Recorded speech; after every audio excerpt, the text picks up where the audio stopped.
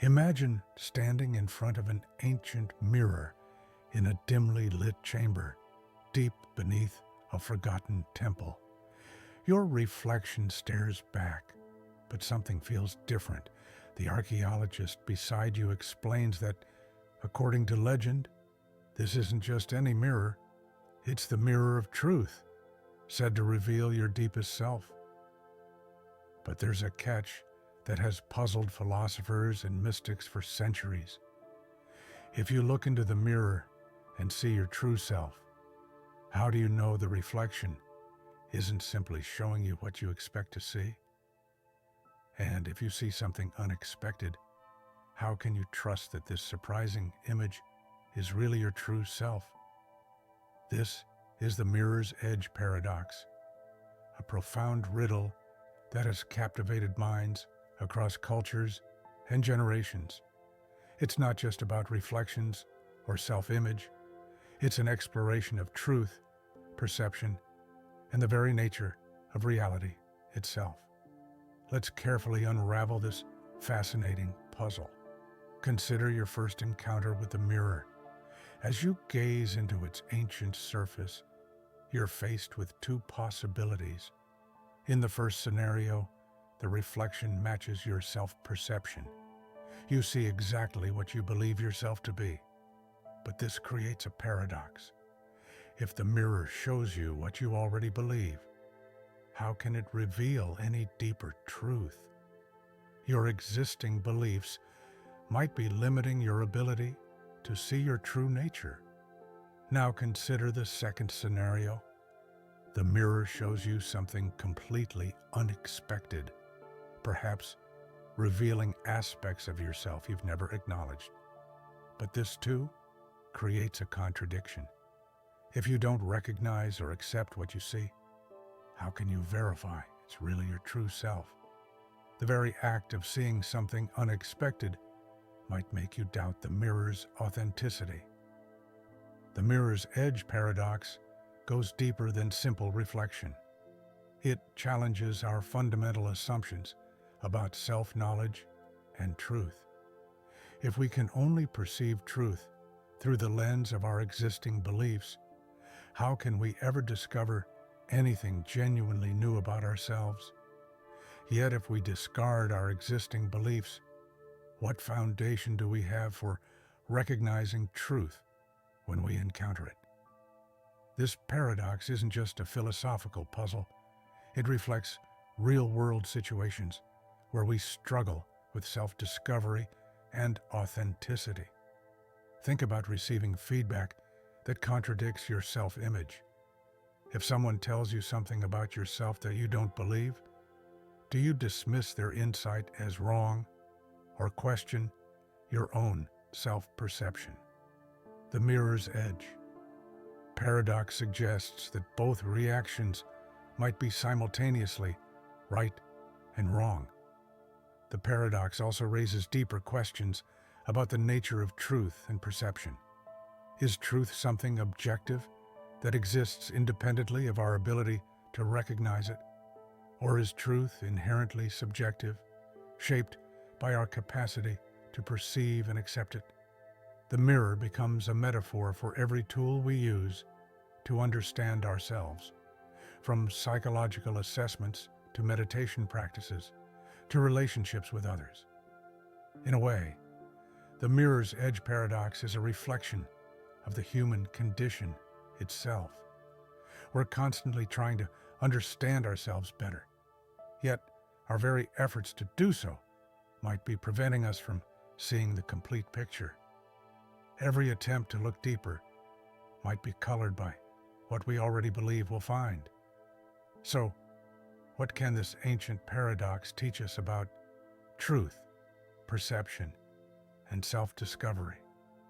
Perhaps its greatest lesson is that the search for truth is not a simple journey from ignorance to knowledge, but a complex dance between what we think we know and what we're capable of discovering. The paradox reminds us that sometimes the most profound insights come not from finding definitive answers, but from learning to live with the questions themselves. As you stand before your own metaphorical mirrors, whether they're actual reflections, feedback from others, or moments of self-reflection, remember the mirror's edge paradox. Sometimes the truest insights lie not in what we see or what we expect to see, but in the space between these perspectives, where certainty gives way to curiosity and fixed beliefs yield to new possibilities. This is just the beginning of our journey through life's most fascinating paradoxes, each offering its own window into the mysteries of existence, consciousness, and reality itself. As we explore these mind-bending puzzles together, you'll discover that paradoxes aren't just intellectual curiosities. They're keys to understanding the deepest questions about who we are and how we make sense of the world around us. Now imagine walking through a bustling art gallery where a peculiar installation catches your eye. It's a room filled with thousands of identical photographs, each showing the exact same sunset. The artist claims that every photo captures a unique moment, yet when viewers try to spot the differences, they find themselves lost in an endless sea of seemingly identical images. This leads us to our next profound puzzle, the perception paradox. At first glance, the concept seems simple. No two moments can ever be truly identical, even if they appear indistinguishable to our senses. Yet, when we try to identify what makes each moment unique, we find ourselves trapped in a fascinating contradiction. If we can't perceive any differences between two moments, can we really claim they're different?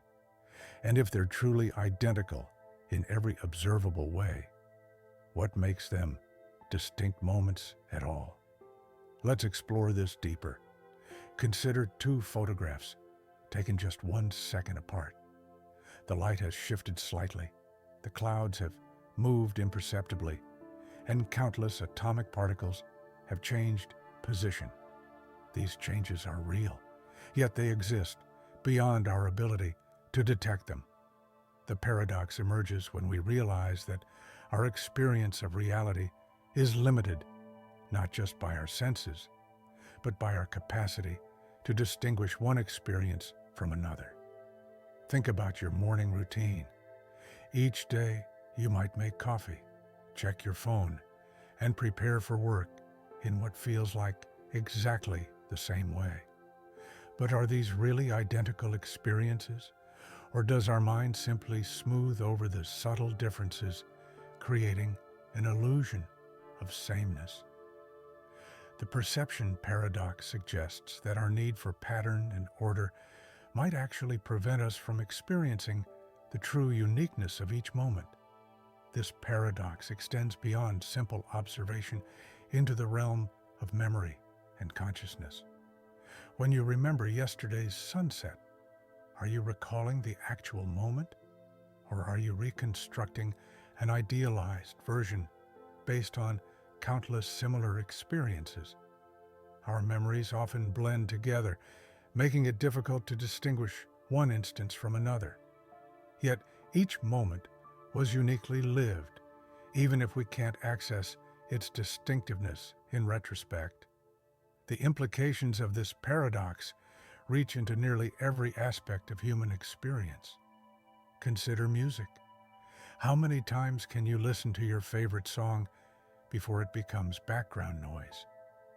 The notes are identical each time, yet our perception of them changes.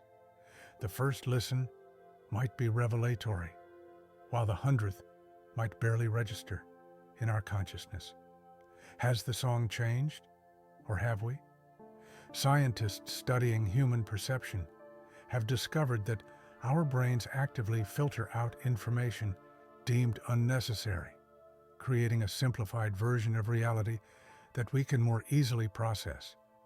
This efficient but imperfect system means we're constantly missing subtle variations that could make each moment unique. The perception paradox asks us whether these unperceived differences really matter to our lived experience. But perhaps the most profound aspect of this paradox is what it reveals about consciousness itself. Our awareness seems to flow continuously, yet we experience life as a series of distinct moments. Where does one moment end and another begin? The perception paradox suggests that our notion of separate moments might be an artificial construct, a way for our minds to organize an otherwise overwhelming flood of continuous experience. This understanding has practical implications for how we approach life. When we recognize that our perception of sameness might be masking infinite variety, we open ourselves to discovering novelty in the familiar. Each sunrise becomes an opportunity to notice something new, each conversation a chance to hear something we might have missed before. The paradox also challenges us to question our assumptions about routine and repetition. While habits and patterns can provide comfort and efficiency, they might also be limiting our experience of life's richness. By becoming more aware of how our perception shapes our reality, we can choose to engage more fully with each moment, recognizing its inherent uniqueness even when it seems familiar. As we reflect on the perception paradox, we begin to see that the distinction between sameness and difference might not be as clear as we once thought. Perhaps the true paradox lies not in the nature of reality itself, but in our limited ability to perceive and process the infinite complexity of each moment. This understanding invites us to approach life with greater curiosity and awareness, knowing that even the most familiar experiences hold depths we've yet to explore. Picture yourself in a vast library where a mysterious book catches your attention. As you open it, you discover it's a detailed account of your entire life, past, present, and future. But there's something peculiar about this volume. Every time you read about a decision you're going to make, you find yourself compelled to make a different choice just to prove the book wrong. Yet somehow, these new choices are already written in its pages, as if they too were predestined. This brings us to the prophecy paradox. Consider what happens when you read about a future choice in this enigmatic book. If you read that tomorrow you'll wear a blue shirt, you might deliberately choose to wear red instead. But when you turn back to the book, you find that it already predicted your defiant choice of red. Even your attempts to defy destiny seem to be part of the predetermined narrative. This creates a fascinating loop of causality. Are your choices truly free, or are they simply fulfilling a script already written? The prophecy paradox delves deep into questions of free will, determinism, and the nature of choice itself. Unlike simple predictions about natural events like weather or astronomical phenomena, prophecies about human behavior introduce a unique complexity. The very knowledge of the prediction influences the outcome, creating a circular relationship between cause and effect. Think about how this paradox plays out in everyday life. When someone tells you, "I know exactly what you're going to do," don't you feel an immediate urge to prove them wrong? Yet sometimes, this very reaction might be exactly what they anticipated. Our desire for autonomy and unpredictability can itself become predictable, creating patterns within our attempts to break them. The implications of this paradox extend far beyond individual choices. Consider how it affects our understanding of historical events. If someone from the past had access to accurate predictions about the future, would their attempts to change that future inevitably lead to its fulfillment? History is filled with examples of people whose efforts to prevent a predicted outcome inadvertently caused it to occur. This paradox also raises profound questions about the nature of time and causality. In a universe where future events can influence present decisions through prophecy, what does it mean for one event to cause another? The traditional notion of cause and effect flowing linearly through time becomes tangled in a web of recursive influence, where future knowledge shapes past actions that create that very future. The psychological dimensions of the prophecy paradox are equally fascinating. When we believe something is predetermined, it can create a self-fulfilling prophecy. Yet our awareness of this effect might lead us to resist it, creating a new pattern of behavior. This meta-awareness adds layers of complexity to our decision-making process, making it increasingly difficult to determine whether our choices are truly free or subtly influenced by our expectations. Consider how this plays out in relationships and social interactions. When we think we can predict someone's behavior, we often interact with them differently, which in turn influences how they respond to us. This creates a dynamic where our predictions shape reality, yet we might never know what would have happened without our anticipation of the outcome. Preparing and narrating this theory took us a lot of time, so if you are enjoying it, subscribe to our channel. It means a lot to us. Now back to the theory. The paradox also touches on deeper philosophical questions about the nature of knowledge and certainty. If a prophecy can be changed simply by being known, what does this tell us about the reliability of any prediction about human behavior? Perhaps the very act of obtaining knowledge about the future fundamentally alters it, making truly accurate prophecy impossible. Yet there's another layer to consider. What if the book in our library doesn't just predict our attempts to defy it, but also our realization that these attempts were predicted and our subsequent reactions to that realization? This creates an infinite regression of awareness and response, each level already anticipated and recorded. The more we try to escape the predetermined path, the more we might find ourselves following it. The prophecy paradox ultimately challenges us to reconsider our understanding of choice, destiny, and the relationship between knowledge and freedom. Perhaps true freedom doesn't lie in our ability to defy predictions, but in our capacity to act authentically, regardless of what we believe is predetermined. Or maybe the paradox reveals that the distinction between free will and determinism is more complex than we imagined, with each concept containing elements of the other. As we contemplate this paradox, we might find that its greatest value lies not in resolving the contradiction, but in what it reveals about our relationship with choice, knowledge, and time.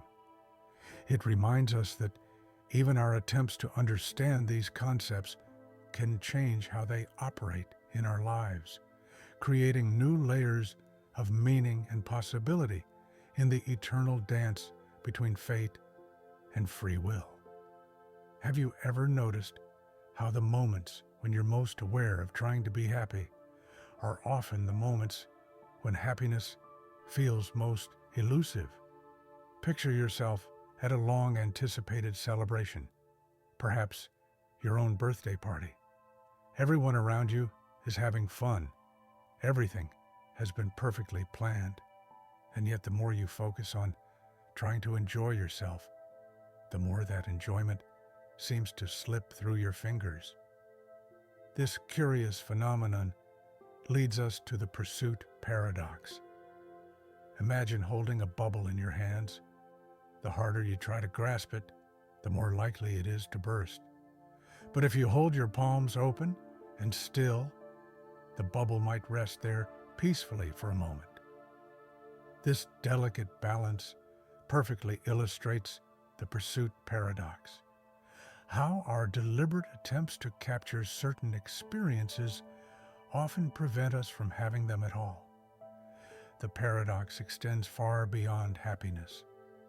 Think about trying to fall asleep when you're anxious about an early morning meeting. The more intensely you focus on falling asleep, the more alert you become. Or consider trying to be spontaneous. The very act of planning to be spontaneous contradicts the nature of spontaneity itself. These are all manifestations of the same underlying paradox. Some experiences can only occur when we're not actively pursuing them.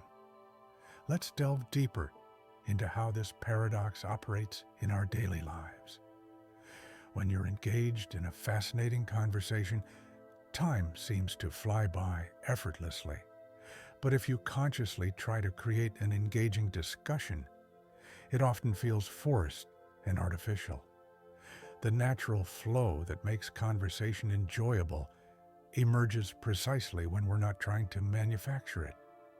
This paradox particularly affects our pursuit of personal growth and self-improvement. The more we obsess about becoming better people, the more self-conscious and inhibited we might become. Real transformation often happens in the moments when we're not actively thinking about it, when we're simply engaging authentically with life and others. Consider how this plays out in creative endeavors. Artists often report that their best work comes not from forced effort, but from moments of flow where they lose themselves in the creative process. The harder they try to be creative, the more contrived their work feels. Yet, without any effort or intention, there would be no art at all. This creates a delicate dance between directed effort and allowing things to unfold naturally. The pursuit paradox also manifests in our relationships. The more desperately we seek love or friendship, the more these connections might elude us. Meanwhile, meaningful relationships often develop naturally when we're focused on other aspects of life. It's as if the universe has a sense of irony, giving us what we need precisely when we stop frantically trying to obtain it. This paradox raises profound questions about the nature of intention and achievement. If pursuing something directly can prevent us from attaining it, how do we approach our goals and desires? The answer might lie in understanding the difference between focused pursuit and aligned action. Instead of desperately chasing what we want, perhaps we need to create the conditions that allow it to emerge naturally. The implications of this paradox extend to how we structure our societies and institutions. Consider education systems focused on standardized metrics of success. The more intensely we pursue these narrow definitions of achievement, the more we might miss out on the genuine love of learning that makes education meaningful. Similarly, corporate cultures that obsessively pursue productivity might actually create conditions that make real productivity impossible. But there's a deeper layer to the pursuit paradox. Even our awareness of the paradox itself can become part of the problem. If we try too hard to avoid trying too hard, we're still caught in the same trap. This meta-level awareness creates a kind of recursive loop, where even our attempts to escape the paradox become another form of pursuit. Perhaps the wisdom lies in finding a middle path, learning to hold our intentions lightly while remaining engaged with life. This might mean setting goals and working toward them, but doing so with a sense of openness to how things actually unfold. It's about developing what Eastern philosophers might call effortless effort or purposeless purpose. The pursuit paradox ultimately invites us to reconsider our relationship with desire and achievement. Instead of approaching life as a series of targets to be hit or experiences to be captured, we might learn to dance with it more gracefully. This doesn't mean abandoning our aspirations, but rather holding them in a way that allows for the mysterious and often paradoxical nature of fulfillment. As we sit with this paradox, we might discover that the key to attaining what we seek lies not in trying harder, but in learning to be present with what is. Sometimes the most powerful action we can take is to stop trying to take action, allowing life to unfold in its own mysterious way. Have you ever noticed how the more we advance technologically, the more disconnected we seem to become from our fundamental human experiences? Consider this. You're sitting in a hyper-modern smart home, surrounded by devices designed to make your life easier. Your refrigerator can order groceries automatically, your thermostat anticipates your comfort preferences, and your virtual assistant manages your schedule perfectly. Yet somehow, you feel a deep sense of disconnection from the simple pleasures that made your grandparents' generation feel truly alive. This brings us to the innovation paradox. Imagine a society that has achieved the pinnacle of technological advancement. Every task is automated, every need anticipated, every comfort provided.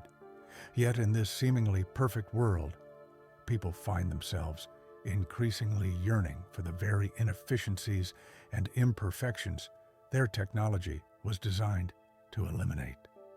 They build digital fireplaces to recreate the warmth of real flames, use apps that add imperfections to their photos to make them feel more authentic, and attend retreats where they pay to experience the simplicity of living without modern conveniences. The innovation paradox reveals a fascinating contradiction. The more we perfect our world through technology and innovation, the more we seem to lose something essential about the human experience. It's as if every solution we create generates a new kind of problem, one that's more subtle, but perhaps more profound than the original challenge we sought to address. Consider how this plays out in our daily communications. We have instant messaging, video calls, and social media platforms that allow us to connect with anyone, anywhere, at any time. Yet studies show that people feel more isolated and lonely than ever before. The very tools that were meant to bring us closer together seem to be creating new forms of distance. The messages are delivered perfectly, but something about the meaning gets lost in transmission. This paradox extends beyond technology into every area where we seek to improve the human condition. Think about modern agriculture and food production.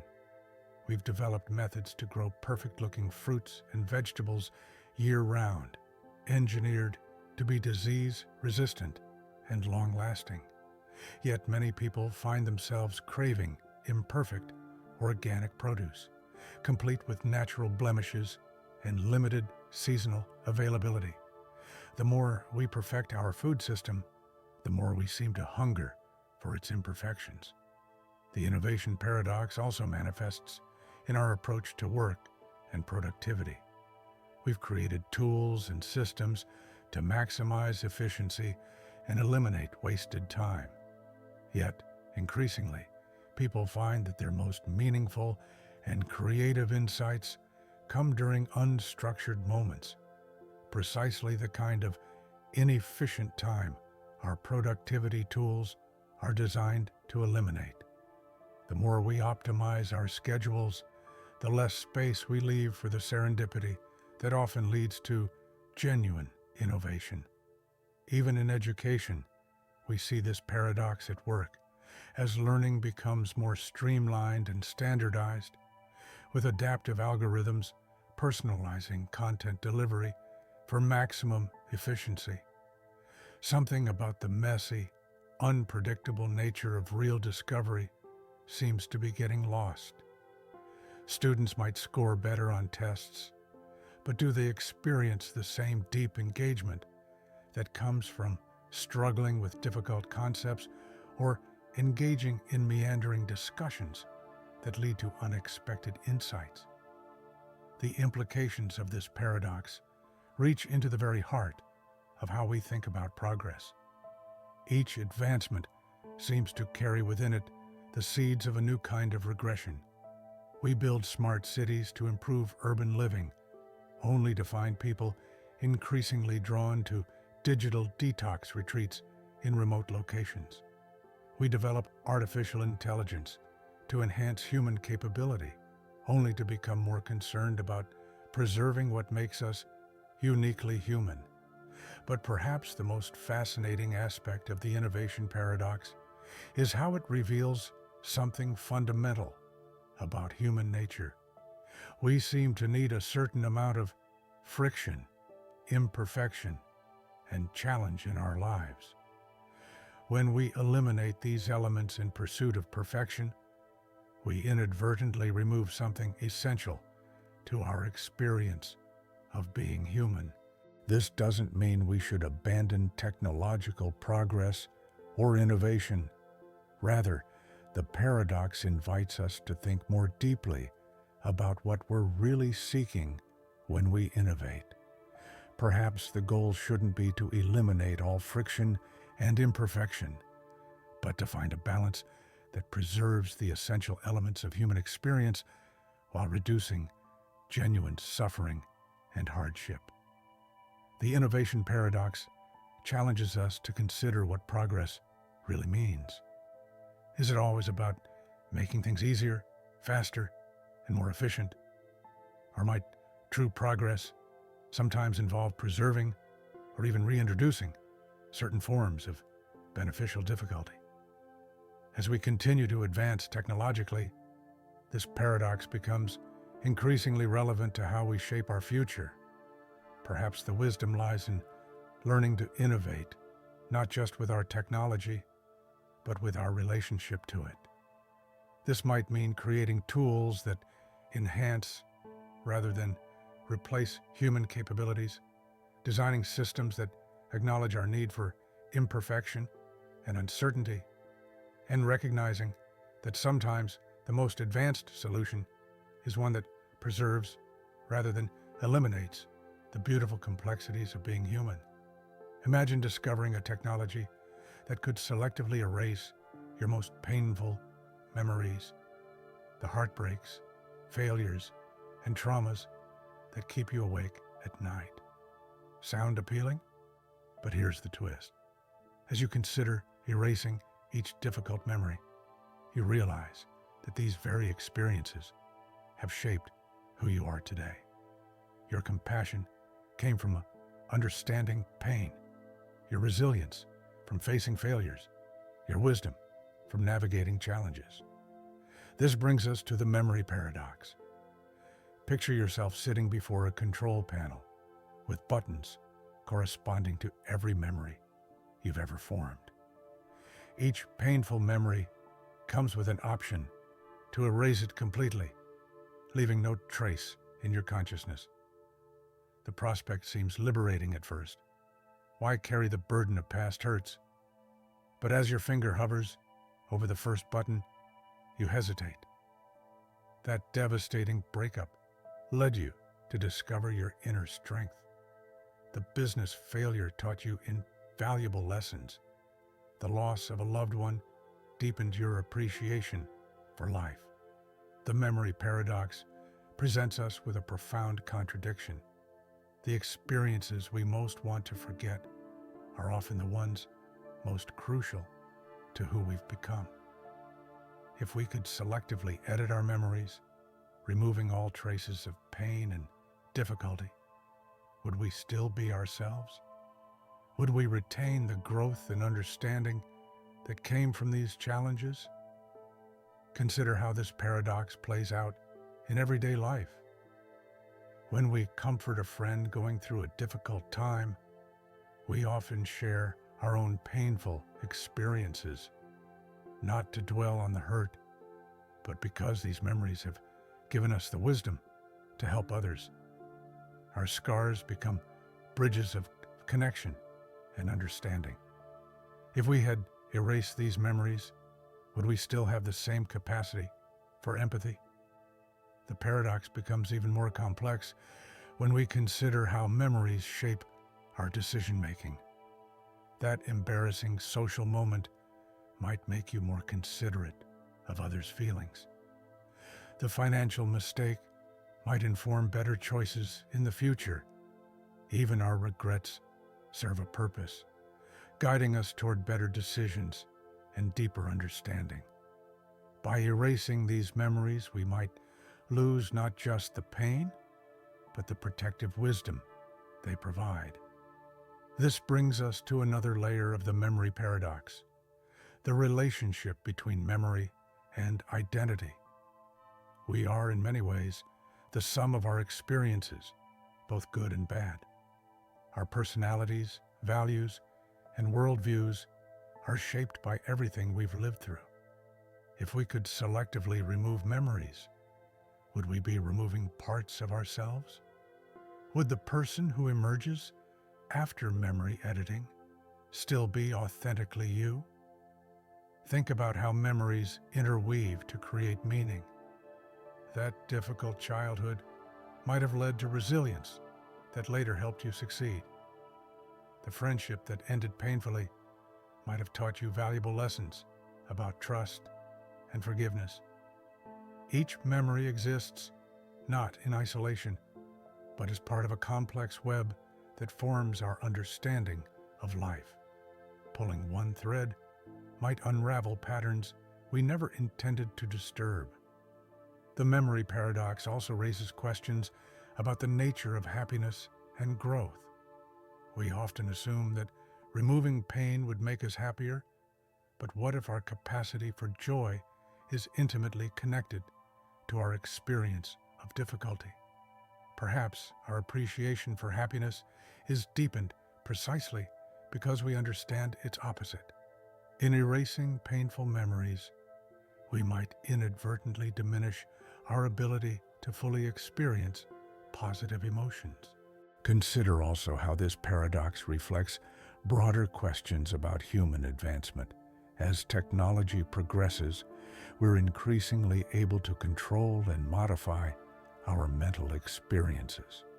But should we? The memory paradox suggests that what seems like progress, the ability to edit our memories, might actually represent a form of regression, removing the very experiences that make us wise, empathetic, and fully human. There's also a social dimension to consider. If everyone could erase their painful memories, how would it affect our collective wisdom and resilience? Would we lose important lessons from history? Would we be doomed to repeat mistakes because we'd erased the memories that could have warned us? The personal becomes political when we consider how memory shapes not just individuals, but entire societies. Perhaps the most profound aspect of the memory paradox is what it reveals about the nature of suffering and growth. It suggests that our difficulties aren't simply obstacles to be removed, but integral parts of our development as human beings. The pain we wish we could forget might be inextricably linked to our capacity for joy, wisdom, and connection.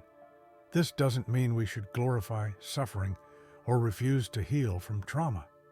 Instead, the memory paradox invites us to reconsider our relationship with difficult memories. Rather than wishing to erase them, perhaps we can learn to integrate them more fully into our understanding of ourselves, recognizing them as essential threads in the tapestry of who we are. What happens when you try to imagine having everything you've ever wanted? Picture yourself receiving a mysterious gift, an infinite wish generator. Every time you make a wish, it's instantly granted, and you can wish for anything imaginable. Sounds like the ultimate dream, right? But as you begin making wishes, you discover something unsettling. The more wishes you fulfill, the less satisfying each new wish becomes. Welcome to the infinity paradox. Consider your first few wishes, perhaps wealth beyond measure, perfect health, or extraordinary abilities. Each granted wish brings an initial rush of joy and excitement. But as you continue wishing, something strange begins to happen. The thrill of fulfillment starts to diminish. What was once extraordinary becomes ordinary. The unlimited nature of your power begins to make each individual wish feel increasingly meaningless. Think about walking into a library with infinite books. At first, the possibility seems overwhelming and exciting, but when you can read any book at any time, does each individual book retain its special significance? When everything is available, nothing feels particularly precious. The infinity paradox reveals how unlimited choice can paradoxically lead to a kind of poverty of meaning. Let's explore this deeper. Imagine having the power to experience any pleasure, achieve any goal, or acquire any possession instantly. You might think this would lead to ultimate happiness, but instead, it creates a new kind of emptiness. The journey, the anticipation, the struggle, all the elements that make achievements meaningful, disappear when everything is instantly attainable. The paradox extends into relationships and emotions. If you could make anyone love you or feel exactly what you want them to feel, would those connections hold any real value? The authenticity of human relationships often lies in their very uncertainty and imperfection. When everything can be controlled and predicted, the genuine surprise and delight of real connection vanishes. Consider how this paradox manifests in modern life. We already live in an age of unprecedented access to information, entertainment, and possibilities. Social media offers seemingly infinite connections. Streaming services provide endless content, and online shopping gives us access to almost anything we could want. Yet many people report feeling increasingly empty and disconnected. The more options we have, the harder it becomes to find genuine satisfaction. The infinity paradox also raises profound questions about human nature and desire. We are beings who evolved to strive, to overcome challenges, to find meaning in limitation and contrast. When all limits are removed, something essential about the human experience begins to break down. It's as if we need boundaries and constraints not just to function, but to find fulfillment. Think about games and sports. What makes them engaging isn't unlimited power, but the creative challenge of working within rules and limitations. A game without constraints isn't really a game at all. It's just meaningless motion. Similarly, life without limits might not be the utopia we imagine, but rather a form of existential emptiness. The paradox becomes even more fascinating when we consider its implications for creativity and innovation. Often, it's the presence of limitations that spurs creative solutions and breakthrough thinking. When everything is possible, The impetus for creativity diminishes. The infinite becomes paralyzing rather than liberating. This leads us to a deeper understanding of human fulfillment. Perhaps true satisfaction isn't found in having everything we want, but in the dynamic interplay between desire and attainment, between limitation and possibility. The very constraints we often wish to eliminate might be essential to our sense of purpose and meaning. The infinity paradox also challenges our assumptions about progress and technology. As we develop increasingly powerful tools and capabilities, are we moving toward a future where everything becomes possible? And if so, what might we lose in the process? The paradox suggests that unlimited power might not be the blessing it appears to be. Consider how this applies to personal growth and development. The most meaningful transformations often come not from having unlimited options, but from working within and sometimes against limitations. Our character is forged not in the absence of constraints, but in how we navigate and transcend them. Perhaps the wisdom lies in finding a balance, appreciating the possibilities available to us while recognizing the value of limits. Rather than seeking to eliminate all constraints, we might learn to see them as essential elements in the creation of meaning and satisfaction. The infinity paradox reminds us that sometimes having less can actually mean experiencing more. As we contemplate this paradox, we begin to see that true abundance might not lie in unlimited possibilities, but in our capacity to find depth and meaning within the natural boundaries of human experience. It challenges us to reconsider what we really want and whether having everything is actually desirable at all. Imagine standing in a room with two doors. Above one door is written complete knowledge, and above the other, eternal wonder. As you consider your choice, you realize something peculiar. Choosing complete knowledge would mean losing the ability to experience discovery, while preserving wonder means accepting that some questions will remain unanswered. This is the wisdom's dilemma paradox. Picture yourself opening the door to complete knowledge. In an instant, you understand everything. Every scientific principle, every historical event, every mystery of the universe solved. But as this infinite knowledge floods your consciousness, you realize something has been lost. The thrill of discovery, the joy of learning something new, the excitement of possibility. All these experiences become impossible when everything is already known. Consider how this paradox plays out in our pursuit of understanding.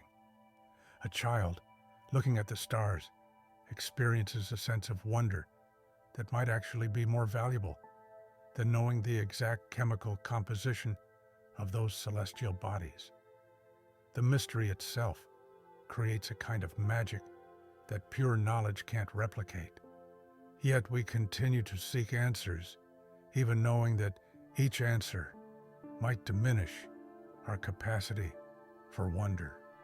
Think about the greatest moments of discovery in your life. The first time you understood a complex concept, the moment you mastered a new skill, or the instant you gained a profound insight.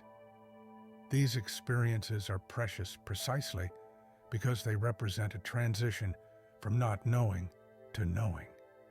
If we possessed complete knowledge, such transformative moments would be impossible. The paradox deepens when we consider the relationship between knowledge and creativity. Often, it's the gaps in our understanding that spark imagination and innovation. Scientists make breakthroughs by exploring unknowns. Artists create by experimenting with possibilities. And philosophers generate new ideas by questioning what seems certain. complete knowledge might actually stifle these creative processes. Let's explore how this plays out in relationships. Part of what makes human connections meaningful is the constant discovery of new things about each other.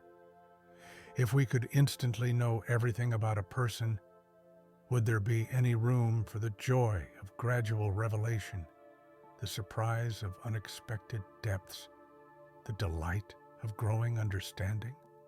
The mystery of other minds might be essential to the very nature of human connection. The wisdom's dilemma paradox also raises questions about the nature of happiness and fulfillment. We often assume that knowing more will make us happier, but what if uncertainty itself is a crucial ingredient in human happiness? The anticipation of discovery, the challenge of solving problems, the satisfaction of figuring things out. All these experiences require some degree of initial ignorance. Consider how this paradox manifests in education. Traditional learning often focuses on accumulating knowledge, but perhaps the most valuable thing we can learn is how to maintain our sense of wonder while expanding our understanding. The best teachers don't just impart information, they cultivate curiosity and preserve the mystery that makes learning engaging. This brings us to another layer of the paradox, the relationship between knowledge and wisdom. Complete knowledge doesn't necessarily equate to wisdom. In fact, wisdom often involves recognizing and accepting the limits of what we can know. It's about finding meaning in the questions themselves, not just in the answers. The paradox also touches on our relationship with technology and information. In an age where answers to almost any question are instantly available through our devices, are we losing something valuable? The effort required to discover things for ourselves, the patience needed for gradual understanding, the humility that comes from acknowledging what we don't know. These might be essential aspects of human development. Think about how this applies to scientific discovery. Each answer we find typically leads to new questions. If we suddenly had all the answers, would we lose the very engine that drives human progress? The process of discovery itself might be more valuable than the final state of knowing everything. Perhaps the most profound aspect of the wisdom's dilemma paradox is what it reveals about the nature of consciousness and experience. Our minds seem designed not for static knowledge, but for dynamic learning. The very structure of human consciousness might require some degree of uncertainty and discovery to function meaningfully. This doesn't mean we should abandon the pursuit of knowledge, but rather that we might need to reconsider what we're really seeking. Maybe the goal isn't to eliminate all mystery, but to find a balance between knowing and wondering, between answers and questions, between certainty and possibility. As we contemplate this paradox, we might discover that true wisdom lies not in choosing between complete knowledge and eternal wonder, but in learning to dance between them, appreciating both the answers we find and the questions that remain. It reminds us that sometimes not knowing can be its own form of richness, and that the journey of discovery might be more valuable than any final destination of complete understanding. Have you ever watched a sandcastle being built on the beach, knowing that the tide will eventually wash it away? There's a peculiar beauty in creating something destined for destruction. This leads us to the Creator's paradox, the strange relationship between the urge to build and the inevitable process of decay. Picture an artist spending months perfecting a magnificent ice sculpture. As she carves the final details, she knows that her masterpiece will begin melting the moment it's complete. Yet this very impermanence makes the creation more precious, more poignant. The creator's paradox suggests that the value of creation might not lie in its permanence, but in its very transience. Consider how this plays out in our daily lives. We spend hours preparing a beautiful meal that will be consumed in minutes. We carefully arrange flowers in a vase, knowing they'll wilt within days. We build sandcastles with children, understanding that the waves will claim them before sunset. Yet rather than making these acts futile, their temporary nature seems to imbue them with special significance. Think about digital content, photographs, messages, social media posts. We create and share more than ever before, yet much of this content disappears into the virtual void, buried under endless new creations. The paradox emerges in our compulsion to keep creating, despite knowing that most of what we make will be forgotten or deleted. Something about the act of creation itself holds value beyond the lasting impact of what we create. The paradox deepens when we consider natural cycles of creation and destruction. A forest fire destroys ancient trees, yet creates fertile soil for new growth. Cells in our bodies die and are replaced constantly. Even stars must die to create the elements necessary for new life. The universe seems to operate on a principle where destruction and creation are not opposites, but partners in an eternal dance. This brings us to another layer of the Creator's paradox, our relationship with legacy and permanence. We build monuments, write books, create art, all in an attempt to leave something lasting. Yet even these supposedly permanent creations are subject to time's erosion. The pyramids crumble, books decay, paintings fade. Perhaps our desire for permanence itself is a kind of illusion. Consider how this paradox influences creative processes. Many artists report that accepting the temporary nature of their work actually frees them to create more boldly.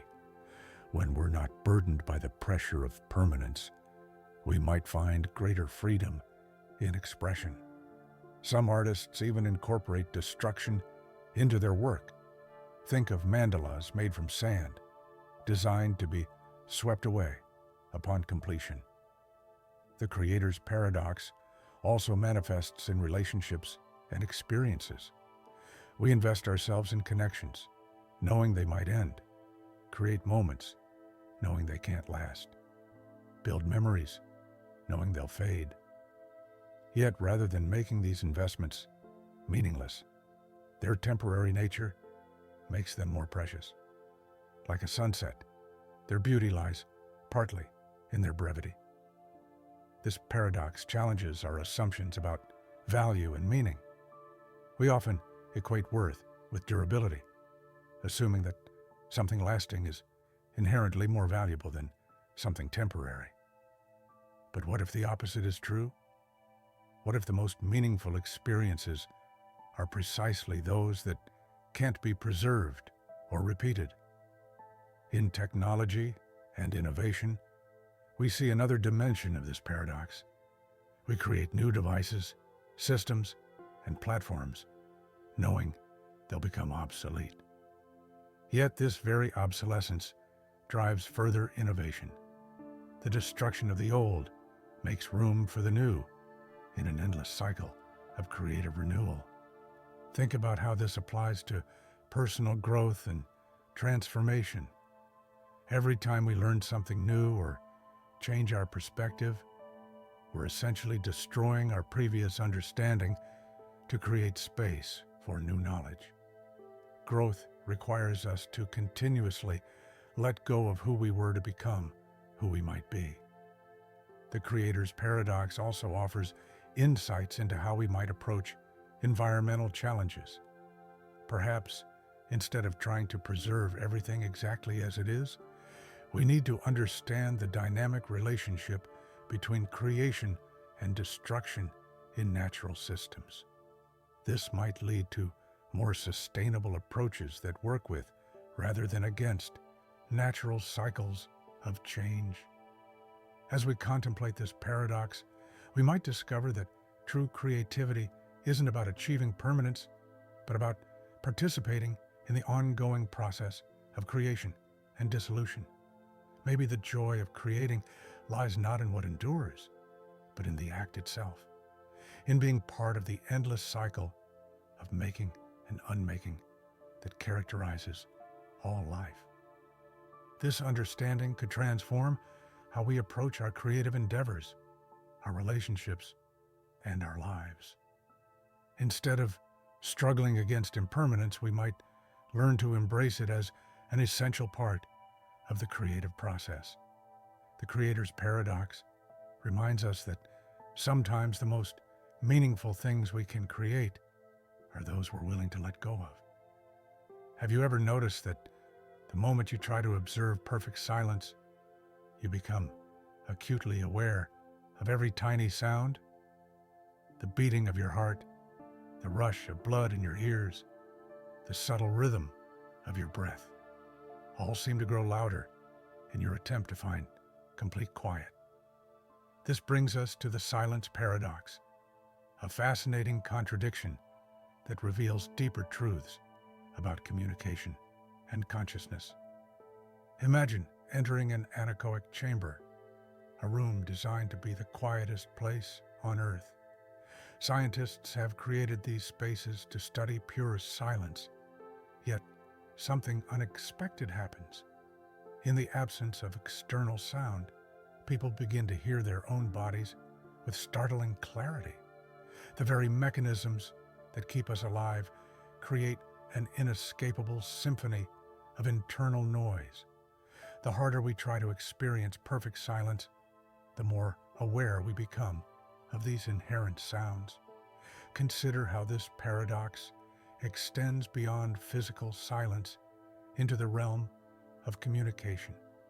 In conversation, sometimes the most powerful messages are conveyed not through words, but through the spaces between them.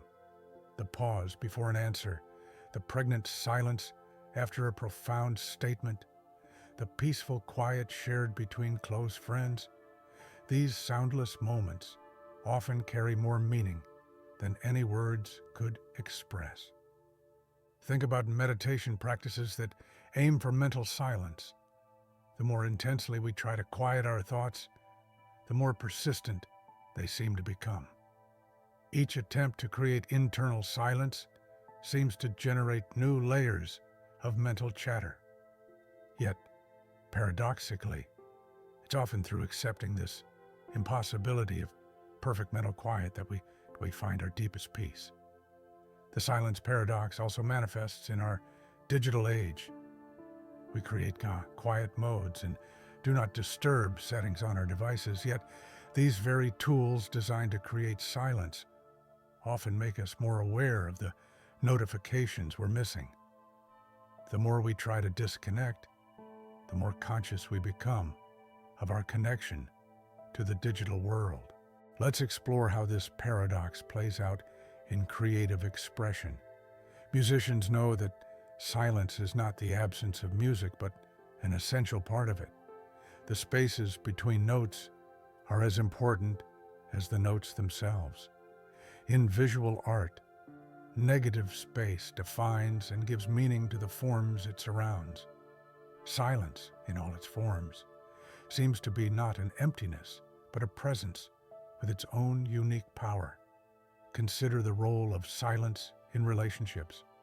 Often, the depth of a connection can be measured not by how comfortably two people can talk, but by how comfortably they can share silence.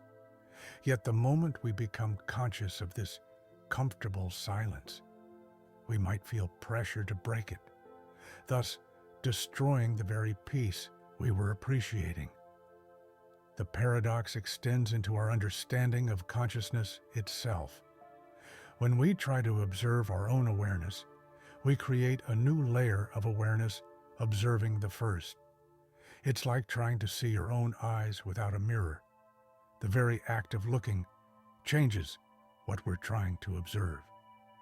Perfect self-awareness becomes impossible because the observer is always also the observed. This brings us to another dimension of the silence paradox, its relationship with presence and attention. The more we try to be perfectly present in a moment, the more our very effort creates a separation from that moment. It's only when we stop trying to grasp silence or presence that we might actually experience them most fully. Think about how this applies to our search for peace and tranquility. We create quiet retreats, silence our phones, and seek out solitude. Yet these very efforts can make us more aware of the noise and chaos we're trying to escape. Perhaps true peace isn't found in the elimination of noise, but in our relationship with it. The silence paradox also reveals something profound about the nature of experience itself. Every attempt to isolate or perfect an experience seems to change it. We can't step outside our own consciousness to observe it objectively, just as we can't experience perfect silence while remaining conscious of our own existence. This understanding might transform how we approach silence, communication, and presence in our lives.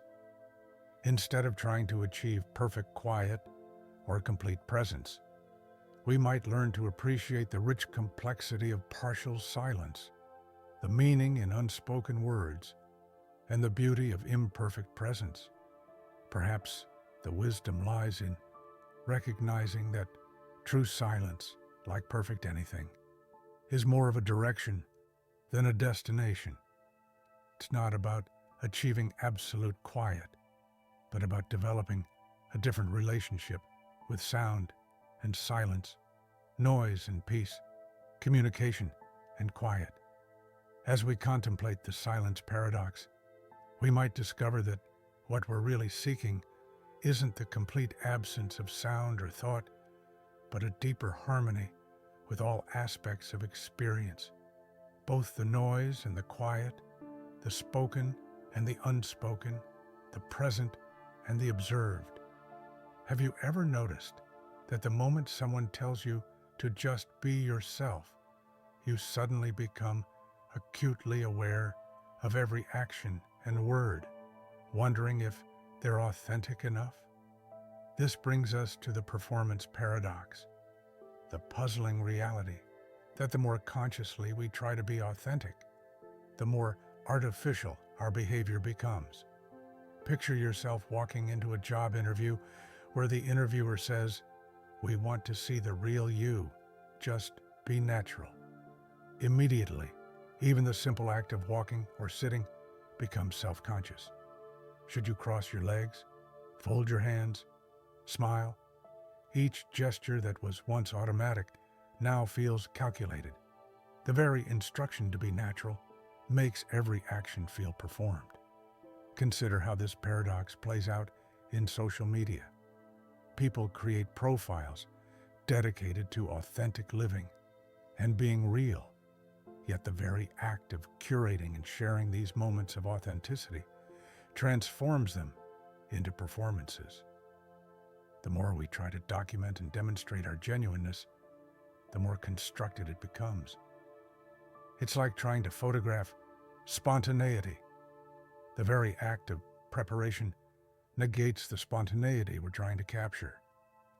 Think about actors preparing for roles. Paradoxically, those who achieve the most natural performances often do so through intense preparation and technique.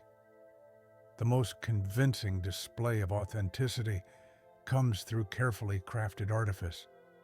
Meanwhile, an untrained person trying to act natural on camera often appears stiff and unconvincing. The performance paradox extends beyond individual behavior into our relationships. when we're told a friend or partner wants us to be ourselves, we might become paralyzed by the question of which self to be. After all, we act differently around different people. Are we more authentic when we're silly with close friends or professional with colleagues? Is one version more real than another? Let's explore how this paradox manifests in personal development. Self-help books and motivational speakers constantly encourage us to find our authentic selves, but the very process of searching for authenticity can make us feel more artificial. It's like trying to observe yourself in a mirror. The moment you look, your expression changes, and what you see is no longer your natural state. Consider how this plays out in creative pursuits. Musicians often talk about getting in the zone, where their playing feels most authentic and natural. Yet this state typically arrives not through consciously trying to be authentic, but through such thorough preparation that consciousness can step aside. The paradox suggests that true authenticity might come not from trying to be real, but from forgetting to try at all. The paradox becomes even more complex when we consider cultural influences. What we consider natural behavior is often shaped by cultural norms and expectations. Even our most spontaneous reactions are influenced by learned patterns. So what does it mean to be authentic when our very nature is shaped by external forces? Think about how this affects leadership and public speaking. The most effective leaders often appear naturally charismatic, but this natural quality usually comes from extensive practice and preparation. The performance paradox suggests that achieving a natural presence might require embracing rather than avoiding the artificial aspects of performance. This brings us to another layer, the role of self-awareness. Being truly authentic would seem to require being unaware of our own authenticity. Yet, in our self-reflective age, we're constantly encouraged to examine and evaluate our behavior. Can we be authentic while simultaneously monitoring our authenticity? The performance paradox also challenges our assumptions about genuineness and deception. If every conscious attempt to be authentic becomes a kind of performance, does that make it fake? Perhaps the distinction between authentic and artificial isn't as clear as we imagine. Maybe all human behavior exists on a spectrum of performance, with different degrees of consciousness and intention. Consider how this affects our understanding of personal growth. If trying to be more authentic actually makes us less so, how do we develop ourselves? Perhaps growth isn't about becoming more authentic, but about becoming more skilled at navigating the inevitable performances that make up social life. The paradox might offer wisdom about how to approach authenticity itself. Instead of trying to be more authentic, we might focus on being more present, more engaged, more connected to each moment as it unfolds. True authenticity might emerge not from trying to be real, but from forgetting to question our realness altogether. As we sit with this paradox, we might discover that the answer isn't in resolving the contradiction between performance and authenticity, but in embracing both as essential aspects of human experience. Perhaps being human means existing in the space between the performed and the genuine, the conscious and the spontaneous, the practiced and the natural. Picture a rare diamond locked away in a vault, seen by no one for decades. Despite its immense monetary worth, does it have any real value if it's never experienced, never admired, never bringing joy to anyone? This leads us to the value paradox, the puzzling relationship between worth and appreciation. Imagine being given two gifts: a priceless ancient artifact that must be kept in a secure facility, and a simple handmade card from a child that you can display and enjoy daily. The artifact might be worth millions, but which gift truly enriches your life? The value paradox emerges when we realize that the things we can freely enjoy often bring more genuine value than precious items we must protect and hide away. Consider a masterpiece painting stored in perfect conditions in a museum's basement. Its monetary value might be astronomical, but if it's never viewed, never stirring emotion or inspiring thought in an observer, has its true purpose as art been fulfilled? The paradox suggests that value isn't inherent in the object itself, but in the interaction between the object and those who appreciate it. Think about how this plays out with experiences. A simple walk in nature costs nothing, yet might provide more genuine value than an expensive vacation spent worrying about documenting every moment for social media. The most valuable experiences often can't be bought, while things with high price tags don't necessarily bring proportional satisfaction. The value paradox extends into our relationships.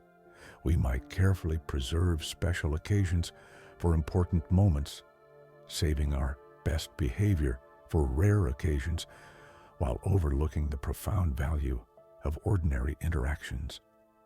The casual conversation with a friend might hold more real worth than an elaborately planned formal event. Let's explore how this paradox manifests in our digital age.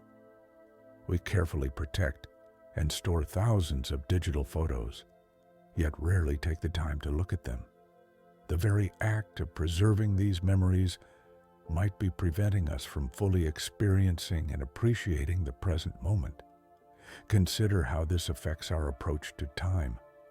We often save our free time for something special, putting off simple pleasures for some future perfect moment. Yet these delayed experiences might never come, while the present moment's potential for joy goes unrecognized. The paradox becomes particularly interesting when applied to knowledge and skills.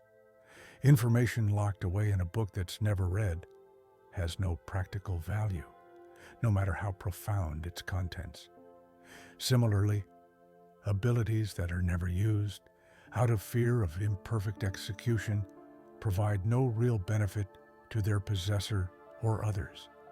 Think about collections, whether of art, books, wine, or any other valuable items.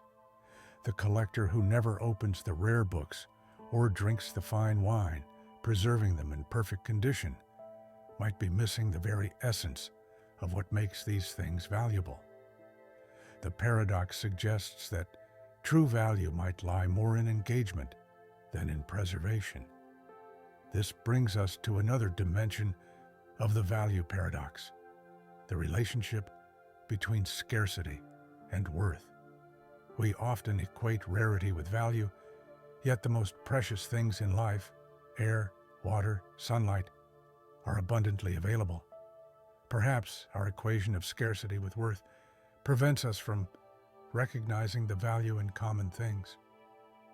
The paradox also challenges our assumptions about investment and return. We might invest heavily in protecting and preserving valuable things, yet this very protection might prevent us from deriving any real benefit from them. It's like having a beautiful garden, but never walking in it for fear of disturbing the perfect arrangement.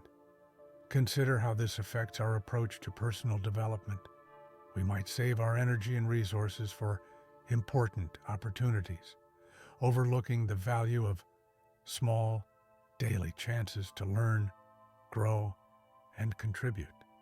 The paradox suggests that real development might come more from engagement with the ordinary than from waiting for extraordinary moments.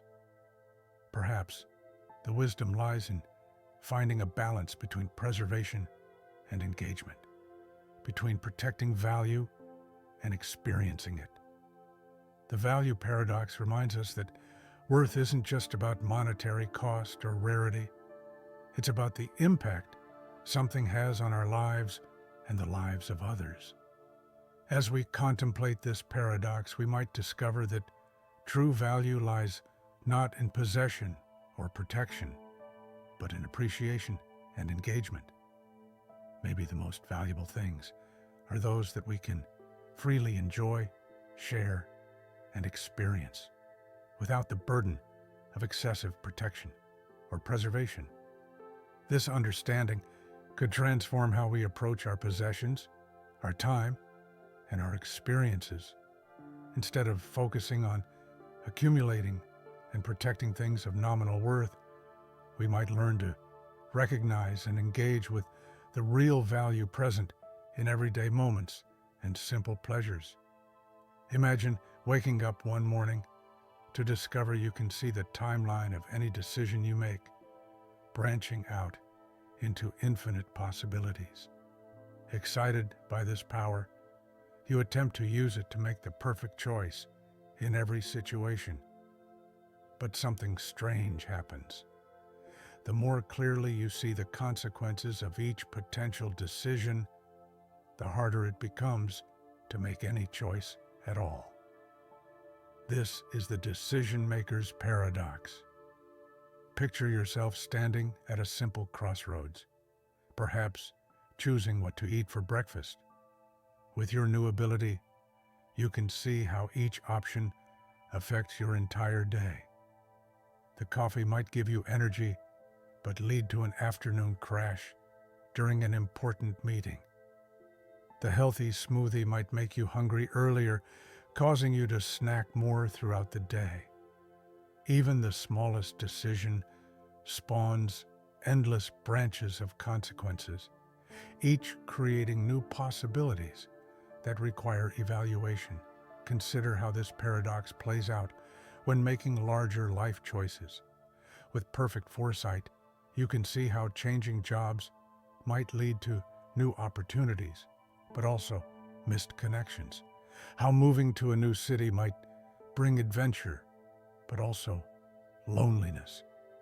How every potential partner offers a different possible future.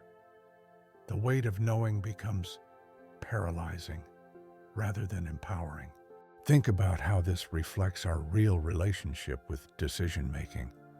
We gather information, analyze options, and try to predict outcomes, believing that more knowledge will lead to better choices. Yet often, the more we know, the more difficult decisions become. Each new piece of information adds complexity rather than clarity. The decision-maker's paradox extends beyond individual choices into our understanding of cause and effect. Every action creates ripples that influence countless other events, making it impossible to truly isolate the impact of any single decision. The butterfly effect becomes not just a theory, but a visible reality, showing how the smallest choice might have profound, unforeseen consequences. Let's explore how this affects our approach to planning and preparation. We create detailed plans and backup plans, trying to account for every possibility. Yet the very act of planning might blind us to spontaneous opportunities or unexpected solutions. Perfect foresight might actually limit rather than expand our possibilities. Consider how this paradox influences our relationships. If we could see every potential outcome of our interactions, would we become more genuine or more guarded? Would we speak more freely knowing the consequences? Or would the weight of foreknowledge make authentic connection impossible? The paradox becomes particularly interesting when we consider collective decision-making. In a group where everyone can see all possible outcomes, whose version of the future should take priority? The ability to see all consequences might make consensus even harder to achieve, as each person focuses on different potential futures. Think about how this affects creativity and innovation. Would perfect foresight enhance or inhibit creative thinking? The paradox suggests that sometimes limitation and uncertainty might be more valuable than perfect knowledge, allowing for the spontaneous emergence of new ideas and solutions. This brings us to another dimension of the decision-maker's paradox, the role of mystery and surprise in human experience. If we could see all outcomes, would life lose its sense of wonder? Perhaps not knowing is essential to finding meaning and joy in our experiences. The paradox also challenges our assumptions about free will and determination. If we can see all possible futures, are we truly making free choices or merely selecting from predetermined options? The very ability to see consequences might alter our authentic desires and inclinations. Consider how this affects our relationship with regret and satisfaction. Would seeing all potential outcomes make us more content with our choices? Or would we be haunted by the infinite what-ifs of paths not taken? Perfect knowledge might actually increase rather than decrease our sense of loss over unmade choices. Perhaps the wisdom lies in recognizing that perfect foresight isn't the blessing it appears to be. The decision-maker's paradox suggests that uncertainty, while sometimes uncomfortable, might be essential to our ability to make choices and move forward in life. As we contemplate this paradox, we might discover that effective decision-making isn't about having perfect knowledge, but about finding the right balance between information and action, between careful consideration and decisive movement. Maybe true wisdom lies not in seeing all possible outcomes, but in developing the courage to act despite uncertainty. This understanding could transform how we approach choices in our lives. Instead of seeking perfect knowledge before making decisions, we might learn to embrace uncertainty as a natural and necessary part of the decision-making process. The decision-maker's paradox reminds us that sometimes not knowing is its own kind of wisdom. Have you ever tried to explain something that seems perfectly clear in your mind, only to find that each attempt at clarification makes it more confusing? Consider a teacher trying to explain why the sky is blue. The simple answer leads to questions about light waves, which leads to quantum physics, which leads to deeper mysteries of the universe. This brings us to the clarity paradox, how the pursuit of simplicity often reveals hidden complexity. Picture yourself attempting to write the clearest, most straightforward instruction manual possible for making a sandwich. At first, it seems elementary. Take bread, add ingredients, done. But as you try to be precise, you realize you need to define what bread is, explain how to open a bag, describe the proper spreading technique for condiments, specify the optimal layering order. Suddenly, the simple task becomes an exhaustive exploration of culinary physics and ergonomics. Consider how this paradox manifests in language itself.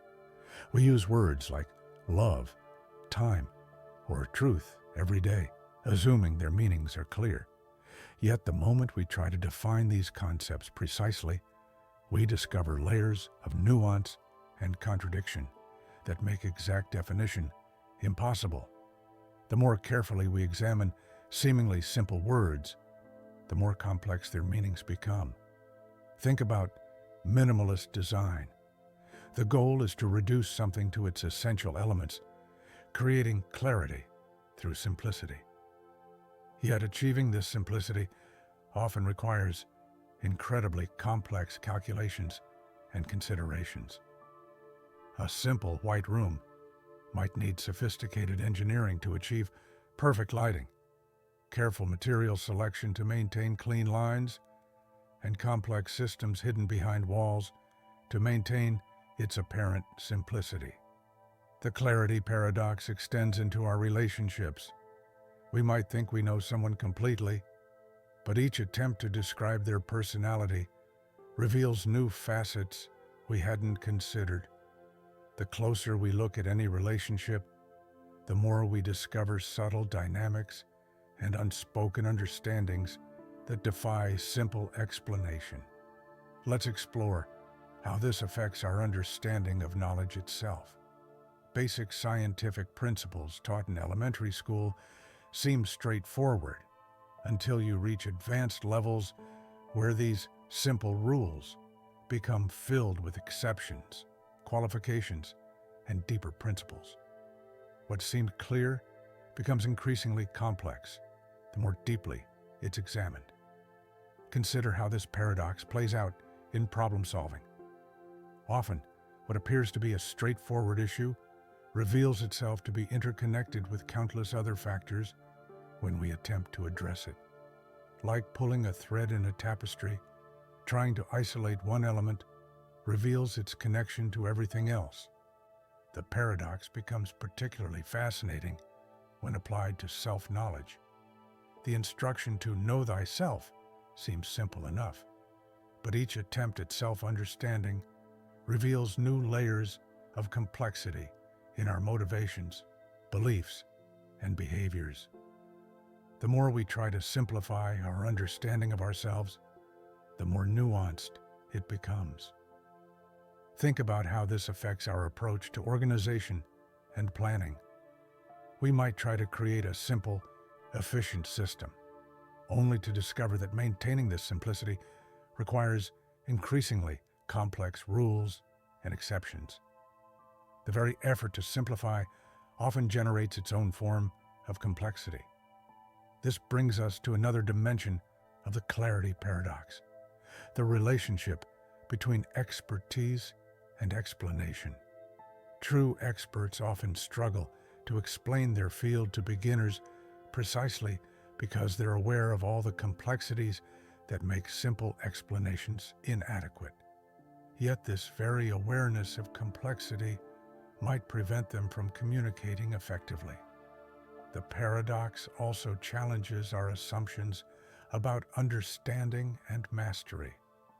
We often think we understand something when we can explain it simply, but perhaps true understanding involves recognizing and appreciating the inherent complexity in apparently simple things.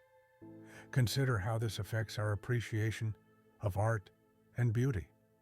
A sunset might seem simple, just light and clouds, but the more we understand about the physics, chemistry, and atmospheric conditions involved, the more amazing it becomes. Does this deeper understanding enhance or diminish its simple beauty? Perhaps the wisdom lies in finding balance between the desire for clarity and the recognition of inherent complexity. The clarity paradox suggests that true understanding might come not from reducing things to their simplest form, but from learning to navigate between simplicity and complexity with grace. As we contemplate this paradox, we might discover that clarity isn't about eliminating complexity, but about finding ways to engage with it meaningfully. Maybe the clearest understanding comes from embracing both the simple and the complex aspects of any subject, recognizing that they're inseparable parts of the same whole. This understanding could transform how we approach learning, communication, and problem solving. Instead of seeking absolute simplicity, we might learn to appreciate the rich interplay between simple and complex, clear and nuanced, obvious and subtle. The clarity paradox reminds us that sometimes the clearest view comes from acknowledging the inherent mysteries in even the most familiar things. Imagine a master archer who has spent decades perfecting their craft. One day, they make a surprising discovery. The more they try to control their aim, the less accurate their shots become. But when they let go of conscious control and trust their trained instincts, they hit the target perfectly every time.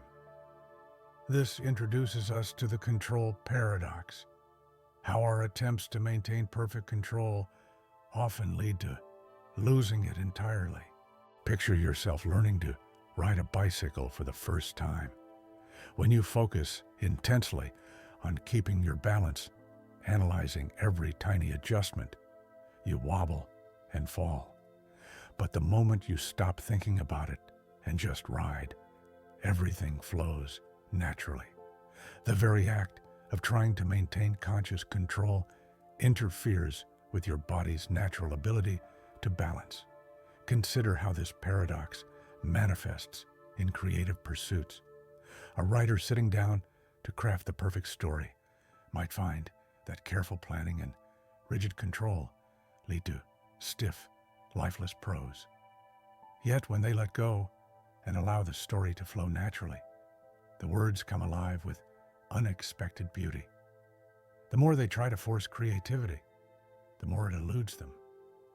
Think about relationships and emotional connections. The harder we try to control how others perceive us or feel about us, the more likely we are to appear inauthentic and push them away. True connection often happens in moments of vulnerability, when we surrender our need for control and allow ourselves to be seen as we are. The control paradox extends into leadership and management. Leaders who attempt to micromanage every aspect of their organization often create inefficiency and resistance. Those who learn to delegate and trust their team members frequently achieve better results through this apparent surrender of control. Let's explore how this affects our emotional well-being. Trying to control our feelings, suppressing sadness, forcing happiness, often leads to greater emotional turmoil. Yet when we accept and acknowledge our emotions without trying to control them, we paradoxically gain more influence over our emotional state. Consider how this paradox plays out in nature. Attempts to control natural systems through rigid intervention often lead to unintended consequences and ecological disruption. Working with natural processes rather than trying to dominate them typically produces more sustainable results. The paradox becomes particularly interesting when applied to personal growth. The more desperately we try to change ourselves through strict control and discipline, the more we might resist that very change. Real transformation often occurs when we learn to balance intentional effort with acceptance and flow. Think about how this affects our relationship with uncertainty and the future. The more we try to control every possible outcome, the more anxious and paralyzed we become. Yet accepting that some things are beyond our control can paradoxically help us respond more effectively to life's challenges. This brings us to another dimension of the control paradox, the relationship between structure and flexibility. Too much structure can make a system brittle and prone to failure, while too little can lead to chaos. The sweet spot often lies in maintaining just enough control to provide direction while allowing for natural adaptation and flow. The paradox also challenges our assumptions about power and influence. Sometimes, the most powerful influence comes not from asserting control, but from creating conditions that allow natural processes to unfold. Like a gardener who knows when to intervene and when to let nature take its course. Consider how this affects our approach to learning and skill development. Mastery often comes not from maintaining rigid control over every aspect of performance, but from developing such thorough understanding that conscious control becomes unnecessary. The master becomes one with their craft. Perhaps the wisdom lies in recognizing different types of control, the difference between forcing things to happen and skillfully influencing their natural flow. The control paradox suggests that true mastery might come not from dominating our environment or ourselves, but from learning to work harmoniously with the natural tendencies of systems and situations. As we contemplate this paradox, we might discover that effective action comes not from perfect control, but from finding the right balance between intention and surrender, between guidance and flow. Maybe true power lies not in forcing our will upon the world, but in learning to dance with it. This understanding could transform how we approach challenges in our lives. Instead of always trying to maintain tight control, we might learn when to hold on and when to let go, when to steer and when to flow. The control paradox reminds us that sometimes the path to greater influence lies in loosening our grip. What if the things we can't see have more influence on our lives than those we can? Consider a room full of air, invisible yet essential for life, or gravity, unseen but constantly shaping our reality. This brings us to the invisible impact paradox, how the forces we cannot observe often have the most profound effect on our existence. Imagine standing in the center of a crowded city. You can see the buildings, the people, the vehicles rushing past, but what truly shapes your experience in that moment? Is it the visible structures around you, or the invisible web of social norms, economic forces, and historical influences that determined how this city came to be?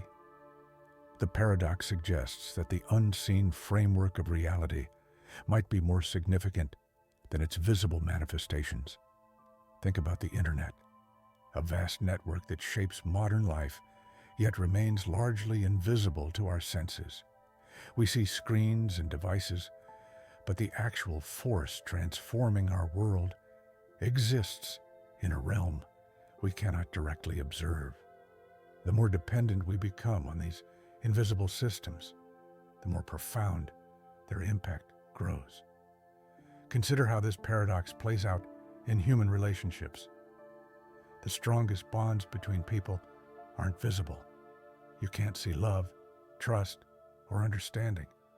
Yet these invisible connections shape our lives more powerfully than any physical interaction. The most important aspects of our relationships exist in a realm beyond direct observation. Let's explore how this affects our understanding of influence and power. Traditional symbols of power, crowns, titles, wealth, are visible markers, yet real power often operates through invisible channels: ideas, relationships, cultural assumptions. The most significant forms of influence might be those we can't directly observe. The invisible impact paradox extends into our understanding of health and well-being. We often focus on visible aspects of health: weight, muscle tone, skin complexion, while the invisible processes within our bodies, from cellular activity to mental health, actually determine our well-being. The most crucial aspects of health exist beyond our direct vision. Think about knowledge and understanding. The visible manifestations of learning, degrees, certificates, books, might be less important than the invisible mental frameworks and connections we develop.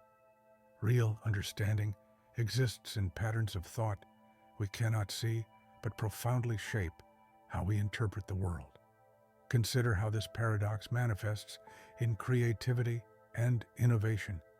The visible products of creative work, art, music, literature, emerge from invisible processes of imagination, inspiration, and intuition. The most important part of creation might be the unseen journey rather than the visible result. The paradox becomes particularly interesting when we consider personal growth. Visible changes in behavior or circumstance might be less significant than invisible shifts in perspective, understanding, and awareness. The most profound transformations often occur in realms we cannot directly observe. This brings us to another dimension of the invisible impact paradox, the role of absence in shaping presence. Sometimes, what isn't there influences us more than what is, like the space between musical notes that creates rhythm, or the empty spaces in architecture that make a building functional. The paradox also challenges our reliance on visual evidence and observable proof. In a world increasingly focused on measurable outcomes and visible results, it reminds us that the most important forces shaping our lives might resist direct observation or measurement. Consider how this affects our approach to problem solving. Often, the root causes of problems lie in invisible systems and relationships rather than visible symptoms. Effective solutions might require addressing forces we cannot directly see or measure. Perhaps the wisdom lies in developing awareness of both visible and invisible dimensions of reality. The invisible impact paradox suggests that true understanding requires us to look beyond surface appearances, to recognize the hidden forces shaping our experience.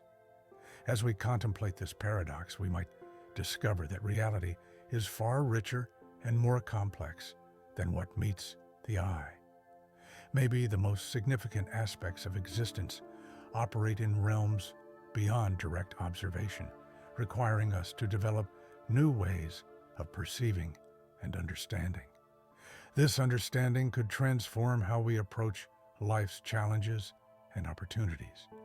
Instead of focusing solely on what we can see and measure, we might learn to work with invisible forces and influences that shape our world. The invisible impact paradox reminds us that sometimes the most powerful forces are those we cannot directly observe. Through this lens, we might begin to appreciate the profound influence of things we cannot see, from electromagnetic fields to emotional atmospheres, from cultural assumptions to quantum forces. The visible world becomes just one layer of a much richer reality shaped by countless invisible influences and interactions. Consider a library where every book that's ever been written is constantly being rewritten, even as you read it. The last page of each story seamlessly flows into a new beginning, and every ending spawns countless new possibilities. This introduces us to the infinite story paradox, the curious reality that true endings might be impossible because every conclusion contains the seeds of new beginnings. Picture yourself reaching the last page of your favorite novel. As you read the final words, you realize that your interpretation of the story has already begun, creating new narratives in your mind. The characters live on in your imagination, their futures unfolding in ways the author never intended. The supposed ending becomes a launching point for endless new possibilities. Think about how this paradox plays out in our daily lives. When we graduate from school, we call it a commencement, literally a beginning. When we retire from a career, we often start new ventures or explore long-delayed passions. What we label as endings frequently serve as doorways to unexpected new chapters. Consider how this affects our understanding of relationships. Even when connections formally end, their influence continues shaping our future interactions and choices. The end of a relationship might actually be the beginning of a new way of understanding ourselves and others. Every goodbye contains hidden hellos. The infinite story paradox extends into our understanding of knowledge and learning. Each answer we discover leads to new questions. Every solution reveals new problems to solve. The more we know, the more we realize there is to learn, creating an endless cycle of discovery and wonder. Let's explore how this paradox manifests in nature. The death of a tree in a forest creates space and nutrients for new growth. The end of one species often leads to the evolution and emergence of others. What appears to be an ending from one perspective is simultaneously a beginning from another. Think about how this affects our approach to goals and achievements. Reaching a long-sought objective often immediately presents us with new aspirations. The finish line we've been racing toward turns out to be the starting line for a new race we hadn't even imagined. The paradox becomes particularly interesting when applied to creative work. Artists often find that completing one project automatically generates ideas for several more.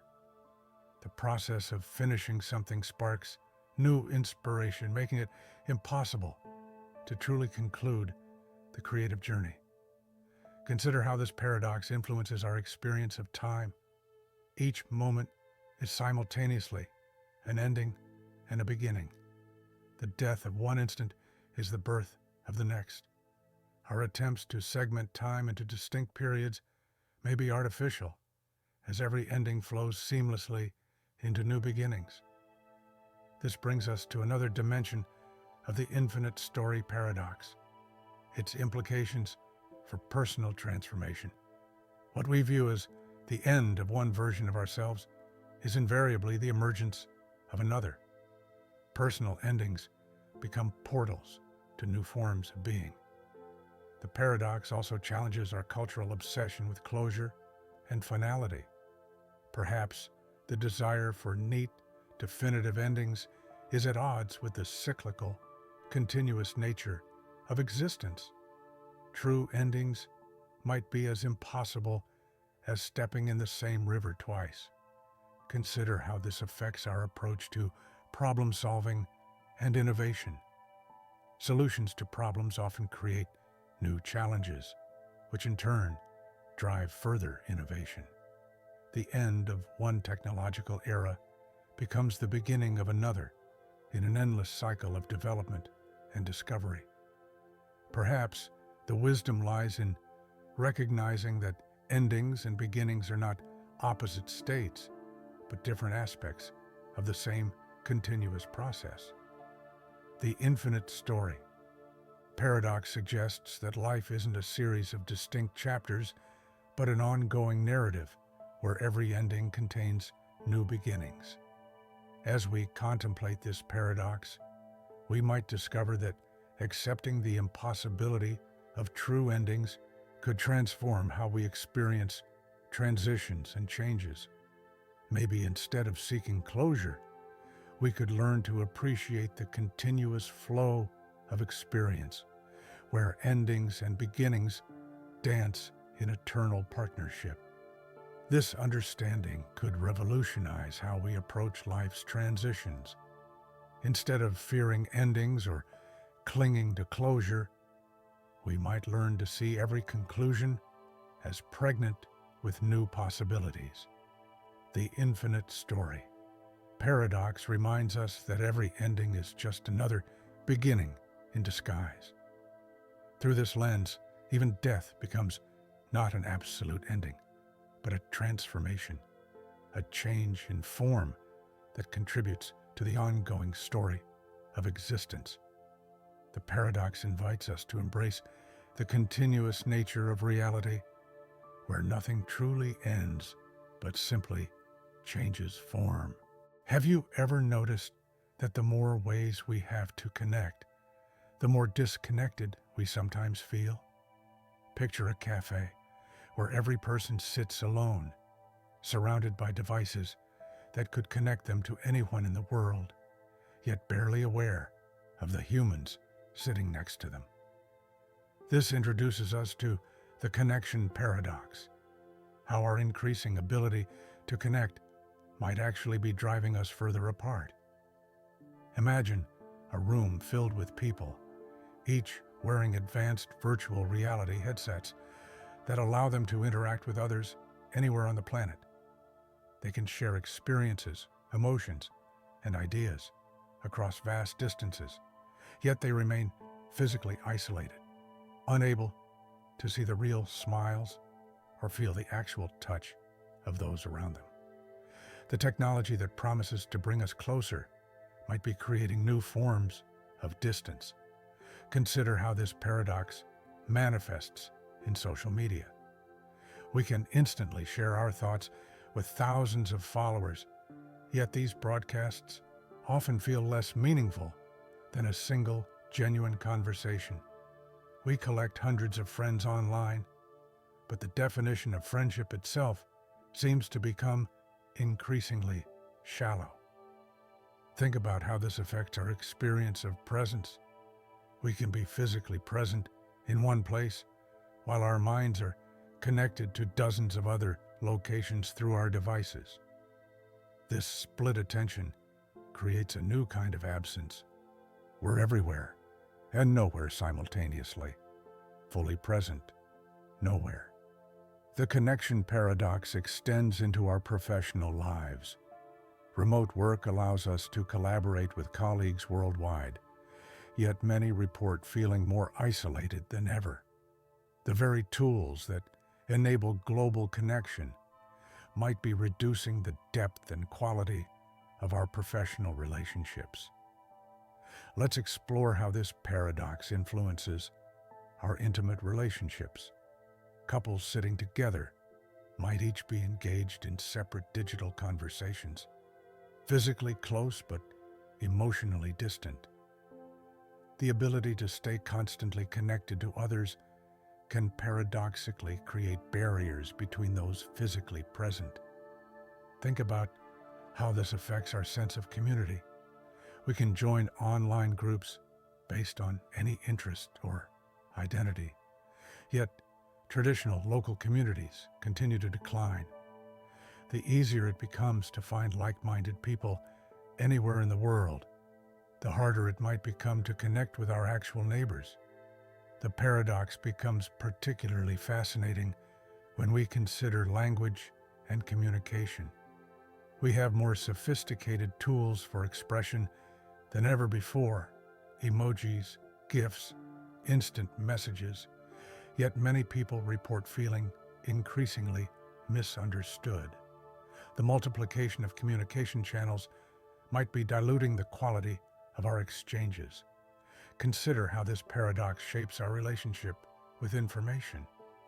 We can access virtually any piece of knowledge instantly, yet this abundance might be reducing our ability to deeply engage with ideas. The more information becomes available, the more superficial our interaction with it might become. This brings us to another dimension of the connection paradox: its impact on empathy and understanding.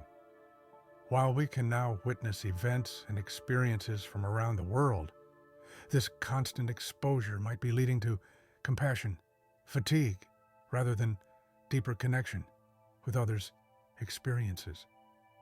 The paradox also challenges our assumptions about progress in communication technology. Each new tool promises to bring us closer together, yet might be introducing new forms of separation we hadn't anticipated. Perhaps true connection requires something that technology alone cannot provide. Consider how this affects our relationship with ourselves. The constant possibility of connection might be reducing our capacity for solitude and self-reflection. We're losing the art of being alone with our thoughts as the option to connect becomes an compulsion. Perhaps the wisdom lies in recognizing that different types of connection serve different purposes.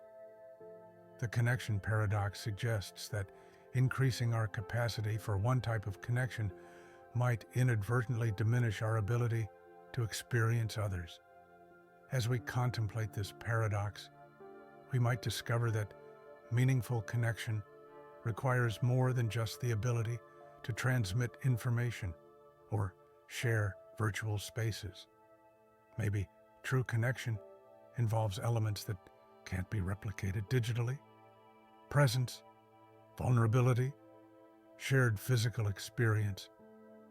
This understanding could transform how we approach relationships and communication in the digital age. Instead of assuming more connection is always better, we might learn to be more intentional about how and when we connect. The connection paradox reminds us that sometimes the path to deeper connection involves knowing when to disconnect. Through this lens, we might begin to appreciate both the opportunities and limitations of digital connection, seeking a balance that allows us to leverage technology's benefits while preserving the irreplaceable value of direct human contact. The paradox invites us to consider what might be lost, even as we gain new ways to connect. Have you ever noticed that the most knowledgeable people often express the most doubt, while those with limited understanding tend to be the most certain? Imagine a master scientist who, after decades of research, declares, "The more I learn, the less I realize I know." Meanwhile, someone who has barely studied the subject confidently claims to have all the answers. This introduces us to the knowledge paradox, how increasing wisdom often leads to greater uncertainty. Picture a mountain climber ascending a peak. From the bottom, the summit appears clear and achievable. Yet with each step higher, new ridges and complexities become visible. The closer they get to the top, the more they realize how vast and intricate the mountain truly is. Their growing expertise reveals not certainty, but an expanding awareness of what remains unknown. Consider how this paradox plays out in expertise. A novice musician might believe they've mastered their instrument after learning a few basic songs. But a virtuoso understands the infinite subtleties and possibilities that exist within their craft, making them more humble about their achievements despite their greater skill. Think about how this affects our understanding of complex systems. The more deeply we study ecology, economics, or human behavior, the more we recognize the countless interconnections and variables at play. Greater knowledge doesn't simplify these systems. It reveals their true complexity. The knowledge paradox extends into our personal growth. As we mature and gain life experience, we often become less certain about things we once took for granted. Our increasing wisdom teaches us to question our assumptions and acknowledge the limitations of our understanding. Let's explore how this paradox influences professional development. Early in their careers, people often feel confident making bold pronouncements about their field. Yet, as they gain expertise, they become more likely to qualify their statements and acknowledge alternative perspectives. Think about how this affects our approach to learning itself. Beginners often believe they can quickly master a subject by memorizing a set of facts or rules. Advanced learners understand that true mastery involves embracing uncertainty and continuously questioning what they think they know. The paradox becomes particularly interesting when applied to cultural understanding. The more we learn about different cultures and perspectives, the harder it becomes to maintain absolute certainty about our own worldview. Increased knowledge leads to greater cultural humility. Consider how this paradox shapes scientific discovery. Each breakthrough doesn't just provide answers, it generates new questions. The expansion of scientific knowledge continues to reveal more mysteries and uncertainties about the nature of reality. This brings us to another dimension of the knowledge paradox, its impact on decision-making. Those with superficial understanding often feel confident making quick judgments, while experts might approach decisions with greater caution. Aware of the complexities involved, the paradox also challenges our assumptions about education and expertise. Perhaps true wisdom isn't about accumulating certainties, but about developing a more sophisticated understanding of uncertainty itself. Consider how this affects our relationship with truth. As we gain knowledge, we might discover that truth is often more nuanced and context-dependent than we initially believed. Absolute certainty might be a sign not of wisdom, but of limited understanding. Perhaps the wisdom lies in recognizing that uncertainty itself is a form of knowledge. The knowledge paradox suggests that embracing doubt and questions might be more valuable than collecting definitive answers. As we contemplate this paradox, we might discover that the goal of learning isn't to eliminate uncertainty, but to develop a more sophisticated relationship with it. Maybe true expertise involves becoming comfortable with complexity and ambiguity, rather than seeking absolute certainty. This understanding could transform how we approach education and personal development. Instead of trying to achieve perfect knowledge, we might learn to value the questions and uncertainties that come with deeper understanding. The knowledge paradox reminds us that sometimes being less certain is a sign of greater wisdom. Through this lens, we might begin to appreciate both the value of knowledge and the importance of maintaining intellectual humility. The paradox invites us to embrace the beautiful uncertainty that comes with true understanding. Imagine discovering a technology that allows you to download and experience other people's memories and perspectives. Each new experience you absorb becomes part of who you are, expanding your identity. But as you gain more perspectives, a strange thing happens. The boundaries of yourself begin to blur. This introduces us to the identity integration paradox, how expanding our understanding of who we are might actually dissolve our sense of individual identity. Picture someone using this perspective-sharing technology for the first time. They download the memories of a person from a completely different culture and background. Suddenly, they can understand a worldview that once seemed alien. But as these new perspectives integrate into their consciousness, they begin to question which thoughts and beliefs are truly theirs. Consider how this paradox plays out even without such technology. When we deeply empathize with others, truly understanding their viewpoint, don't we temporarily become a slightly different person?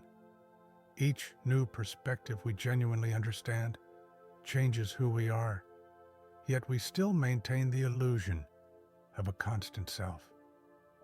Think about how this affects our understanding of personal growth. We strive to improve ourselves, to become better people, but each transformation shifts our identity. The person who started the journey is not the same one who finishes it. So who, exactly, is doing the growing? The identity integration paradox extends into our social relationships. The more deeply we connect with others, the more their perspectives and experiences become part of our own identity. Yet this integration can make it harder to define where we end and they begin. Let's explore how this paradox influences our cultural identity. As we become more globally connected, absorbing influences from various cultures, our cultural identity becomes both richer and more difficult to define. We become cultural hybrids, belonging everywhere and nowhere simultaneously. Think about how this affects our beliefs and values. Each new understanding we gain has the potential to shift our ethical framework. But if our values can change through exposure to new perspectives, what does that say about the stability of our moral identity? The paradox becomes particularly fascinating when we consider memory and experience. Every experience changes our brain structure slightly, making us literally different people over time. Yet we maintain a sense of continuous identity despite this constant transformation. Consider how this paradox shapes our relationships with others. As we grow closer to people, we begin to incorporate aspects of their personality into our own. Long-term couples often start to think and act alike. But does this integration strengthen or dissolve individual identity? This brings us to another dimension of the identity integration paradox: its impact on creativity and innovation. When we absorb multiple perspectives and approaches, our creative output becomes more unique. Yet this uniqueness comes from integration rather than isolation of identity. The paradox also challenges our assumptions about authenticity. If we're constantly integrating new perspectives and changing who we are, what does it mean to be true to yourself? Perhaps authenticity isn't about maintaining a fixed identity, but about honestly engaging with our ongoing transformation. Consider how this affects our understanding of learning and education. Every new piece of knowledge changes us slightly. A truly transformative education might mean becoming a different person entirely. How do we reconcile this with our desire to maintain a stable sense of self?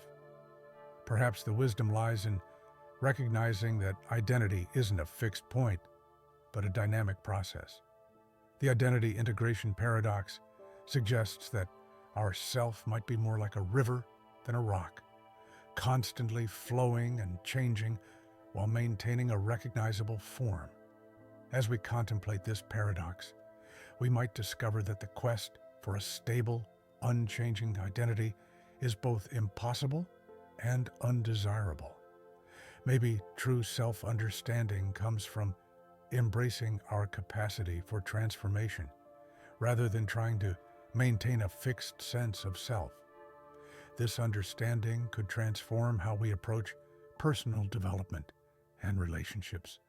Instead of trying to preserve a static identity, we might learn to appreciate the fluid nature of selfhood. The identity integration paradox reminds us that growth often means becoming both more and less ourselves simultaneously. Through this lens, we might begin to appreciate both the value of individual identity and the beauty of its transformation through connection and understanding. The paradox invites us to consider whether the self is not a destination, but an ongoing journey of integration and change. Have you ever noticed that some of the most creative solutions emerge when we have the fewest resources? Picture an artist given unlimited supplies and complete freedom to create anything. Now imagine another artist given only 3 colors and a single canvas. Surprisingly, the one with limited resources often produces more innovative work. This introduces us to the constraint paradox. how limitations can actually enhance creativity rather than restrict it. Consider a chef faced with a fully stocked kitchen containing every possible ingredient. The abundance of choices might actually paralyze their creativity. But give that same chef just a few basic ingredients and a challenge to create something remarkable, and their innovative spirit comes alive. The constraints force them to think more deeply, to find possibilities within limitations. Think about how this paradox plays out in problem solving. When we have unlimited resources and options, we might default to obvious conventional solutions.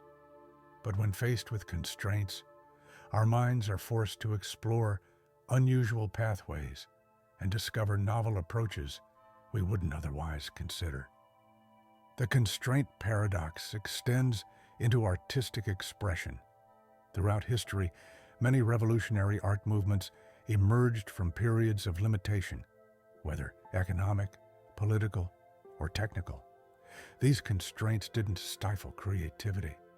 They fueled innovation by forcing artists to find new ways of expressing themselves within boundaries. Let's explore how this affects language and communication. Poetry, with its strict forms like sonnets or haikus, doesn't limit expression, but rather creates frameworks that can enhance it. The constraints of meter and rhyme often lead to more powerful and precise communication than free-form writing. Think about how this paradox influences technological innovation.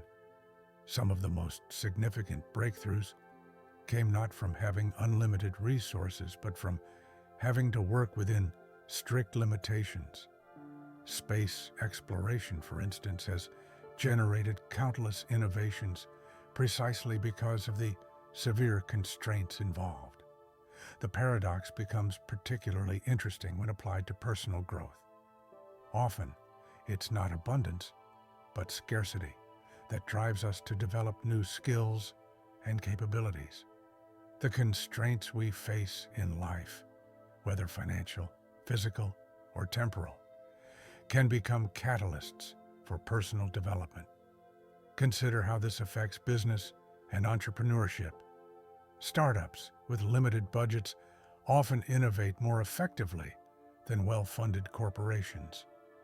The necessity to do more with less forces them to think creatively and find efficient solutions that might be overlooked with unlimited resources.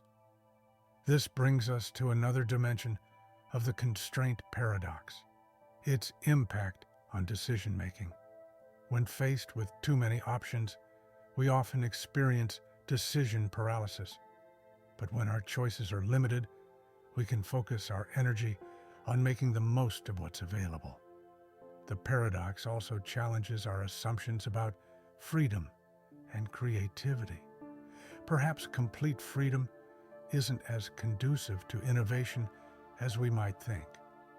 Maybe we need the resistance of constraints to push against, like a bird needs air resistance to fly. Consider how this affects education and learning. Students, given highly structured assignments, often produce more creative work than those given complete freedom. The boundaries provide a framework within which creativity can flourish. Perhaps the wisdom lies in recognizing that constraints aren't obstacles to creativity, but essential elements of it. The constraint paradox suggests that limitations don't restrict possibility. They help define the space where innovation can occur. As we contemplate this paradox, we might discover that true creativity isn't about having unlimited options, but about finding unlimited possibilities within limited parameters. Maybe innovation comes not from removing all boundaries, but from engaging productively with them. This understanding could transform how we approach challenges and creative projects. Instead of seeking complete freedom, we might learn to appreciate and utilize the constraints we face.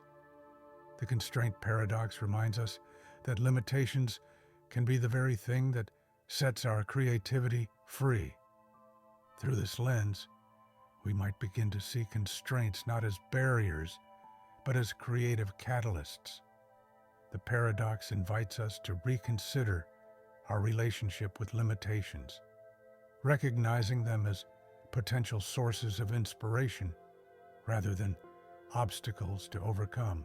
Imagine developing a perfect memory, able to recall every detail of every moment you've ever experienced. At first, it seems like an incredible gift. No more forgotten appointments, lost keys, or missed details. But as time passes, you discover something unexpected. The inability to forget becomes its own kind of prison. This introduces us to the memory burden paradox, how the perfect preservation of the past might prevent us from fully living in the present. Picture someone with this flawless memory trying to enjoy a simple meal. Every bite triggers vivid recollections of every similar meal they've ever eaten. The taste of an apple brings forth thousands of previous apples, each memory competing for attention with the present experience. The very ability that seems like a blessing becomes an obstacle to simple enjoyment. Consider how this paradox affects emotional experiences.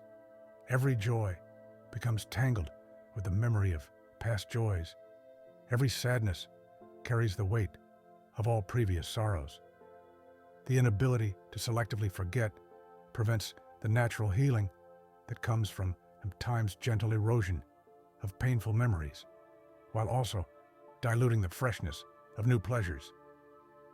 Think about how this impacts relationships. Meeting someone new triggers perfect recall of every past interaction, every similar conversation, every comparable relationship. The weight of these memories makes it nearly impossible to approach new connections with openness and curiosity. The past becomes a lens that colors every present moment. The memory burden paradox extends into learning and creativity.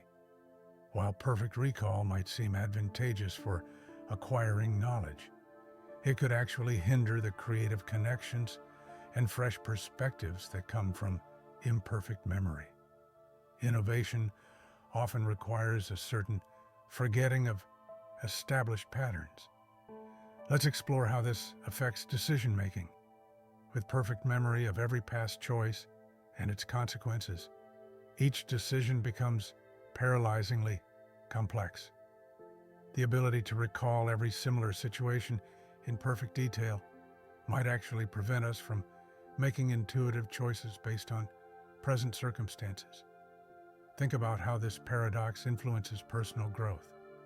Change requires a certain amount of forgetting, letting go of old patterns, beliefs, and ways of being. Perfect memory might trap us in the patterns of our past, making genuine transformation more difficult. The paradox becomes particularly fascinating when we consider identity formation. Our sense of self is shaped not just by what we remember, but also by what we forget. Perfect memory might prevent the natural editing process that helps us construct a coherent narrative of who we are. Consider how this affects our experience of time. When every moment is preserved in perfect detail, the natural flow of time becomes disrupted. The present moment struggles to assert itself against the overwhelming presence of the past. This brings us to another dimension of the memory burden paradox, its impact on happiness and contentment. The ability to forget, to let memories soften and fade, might be crucial for emotional well-being.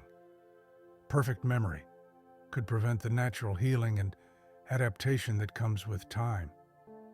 The paradox also challenges our assumptions about human consciousness and its relationship with memory.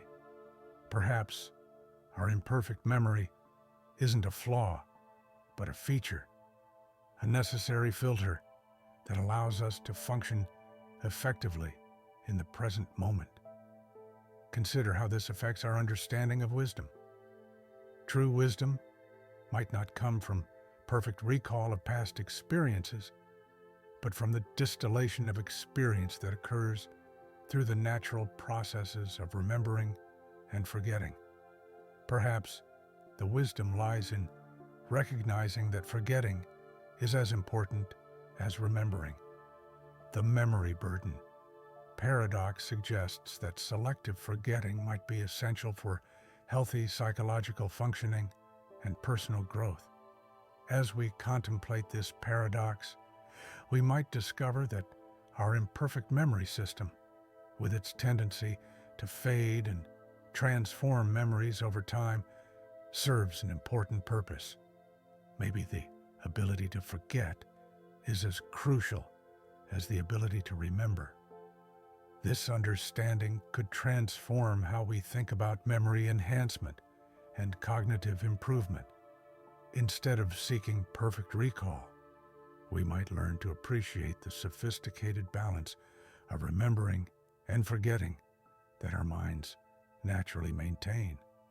The memory burden paradox reminds us that sometimes less is more, even when it comes to our cognitive capabilities. Through this lens, we might begin to see our imperfect memory not as a limitation, but as a sophisticated adaptation that allows us to live fully in the present while carrying forward only what's most essential from our past. Have you ever noticed that the most beautiful music often contains elements of dissonance, moments of tension that make the resolution more satisfying? Consider an orchestra where every instrument played in perfect harmony at all times. Surprisingly, this perfection would become monotonous, even boring.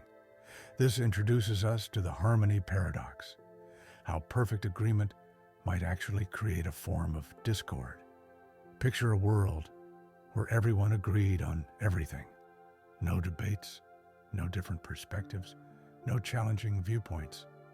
At first glance, it might seem like utopia, an end to conflict and strife. But look closer, and you'll see that this perfect harmony would actually prevent growth, creativity, and the dynamic tension that drives human progress.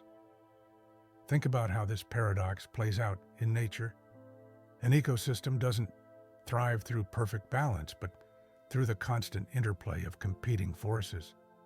Predator and prey, growth and decay, creation and destruction. These apparent conflicts create the dynamic stability that maintains life.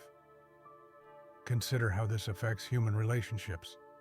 The strongest partnerships aren't those without disagreement, but those where differences can be navigated productively. Perfect agreement between two people might indicate not harmony, but a failure to engage authentically with each other's unique perspectives. The harmony paradox extends into social dynamics. A community where everyone thinks alike might seem peaceful, but it would lack the creative friction that sparks innovation and progress. The most vibrant societies are often those that have learned to harness and direct conflict rather than eliminate it. Let's explore how this influences artistic expression. The most compelling art often emerges from the tension between different elements: light and shadow, form and chaos, tradition and innovation. Perfect harmony might create beauty, but it's the strategic use of discord that creates depth and interest. Think about how this paradox affects personal growth. We often grow most significantly through challenges and conflicts, not through easy agreement. The resistance we encounter when our ideas meet opposition helps refine and strengthen them. The paradox becomes particularly fascinating when applied to problem solving. Groups where everyone immediately agrees often make poorer decisions than those where different viewpoints are actively debated. The tension of disagreement can lead to more thorough exploration of options and better outcomes. Consider how this shapes intellectual progress. Scientific advancement doesn't come from universal agreement, but from the productive tension between competing theories. The clash of ideas, rather than their harmony, drives discovery and understanding. This brings us to another dimension of the harmony paradox, its impact on creativity and innovation. The most interesting creative works often emerge from the tension between different influences, styles, or approaches. Perfect harmony might actually stifle creative expression. The paradox also challenges our assumptions about peace and conflict. Perhaps true peace isn't the absence of conflict, but the ability to contain and direct it productively. Like a controlled fire that prevents larger conflagrations, managed discord might be essential for long-term stability. Consider how this affects leadership and decision-making. The best leaders might not be those who create perfect harmony, but those who can harness and direct the creative tension within their organizations. Perhaps the wisdom lies in recognizing that discord isn't always negative. The harmony paradox suggests that some degree of conflict and tension might be essential for healthy systems, whether in nature, society, or personal relationships. As we contemplate this paradox, we might discover that the goal isn't to eliminate discord, but to find ways to make it productive. Maybe true harmony isn't about perfect agreement, but about finding ways to make different elements work together while maintaining their distinct qualities. This understanding could transform how we approach conflict and disagreement. Instead of always seeking consensus, we might learn to appreciate and work with productive tension. The harmony paradox reminds us that sometimes the path to true harmony leads through carefully managed discord. Through this lens, we might begin to see conflict not as a problem to be solved, but as a resource to be managed. The paradox invites us to consider whether perfect harmony might actually be less desirable than the dynamic balance that emerges from the interplay of different forces. Have you ever noticed that empty spaces often hold more potential than filled ones? Consider a blank canvas. To an artist, it contains infinite possibilities. Fill it with a masterpiece, and while beautiful, it can no longer become anything else. This introduces us to the fullness paradox, how completeness might actually represent a kind of emptiness, while emptiness holds the potential for everything. Picture a Japanese Zen garden, where empty space is as carefully curated as the placed elements. The meaning doesn't just reside in the rocks and patterns, but in the void between them. The emptiness isn't an absence, but a presence, pregnant with possibility and meaning. Think about how this paradox plays out in our lives. A schedule packed full of activities might actually feel empty of meaning, while moments of doing nothing can feel richest in experience and significance. The fullest life might not be the one crammed with constant activity, but the one that preserves space for possibility. Consider how this affects creativity and innovation. And mind full of established knowledge might struggle to generate new ideas, while a mind that maintains empty spaces, room for wonder and questioning, often proves more creative. Sometimes, knowing less allows us to imagine more. The fullness paradox extends into relationships. Conversations filled with constant talk might contain less real communication than those that embrace comfortable silences. The spaces between words often carry more meaning than the words themselves. Let's explore how this influences our understanding of knowledge. A person who claims to know everything about a subject leaves no room for new understanding, while someone who maintains awareness of what they don't know keeps growing and learning. Think about how this paradox shapes physical spaces. A room cluttered with furniture and decorations might feel less livable than one with thoughtfully preserved, empty spaces. The absence of things can create a presence of possibility. The paradox becomes particularly fascinating when applied to personal development. Sometimes growth comes not from adding more skills, more knowledge, more achievements, but from creating space, from letting go of what fills us to make room for what might emerge. Consider how this affects our relationship with possessions. Having everything we want might actually leave us feeling empty, while having less can create space for appreciation and meaningful engagement with what we do have. This brings us to another dimension of the fullness paradox, its impact on happiness and satisfaction. The pursuit of completeness, trying to fill every moment, acquire everything, know everything, might actually prevent us from experiencing true fulfillment. The paradox also challenges our assumptions about success and achievement. Perhaps accomplishment isn't about filling our lives with achievements, but about maintaining the space necessary for meaningful engagement and continued growth. Consider how this affects our approach to problems and solutions. Sometimes the best solution isn't to add more elements, but to remove obstacles, creating space for natural resolution to emerge. Perhaps the wisdom lies in recognizing that emptiness isn't a void to be filled, but a resource to be preserved. The fullness paradox suggests that maintaining open spaces in our minds, our lives, our environments might be essential for richness and meaning.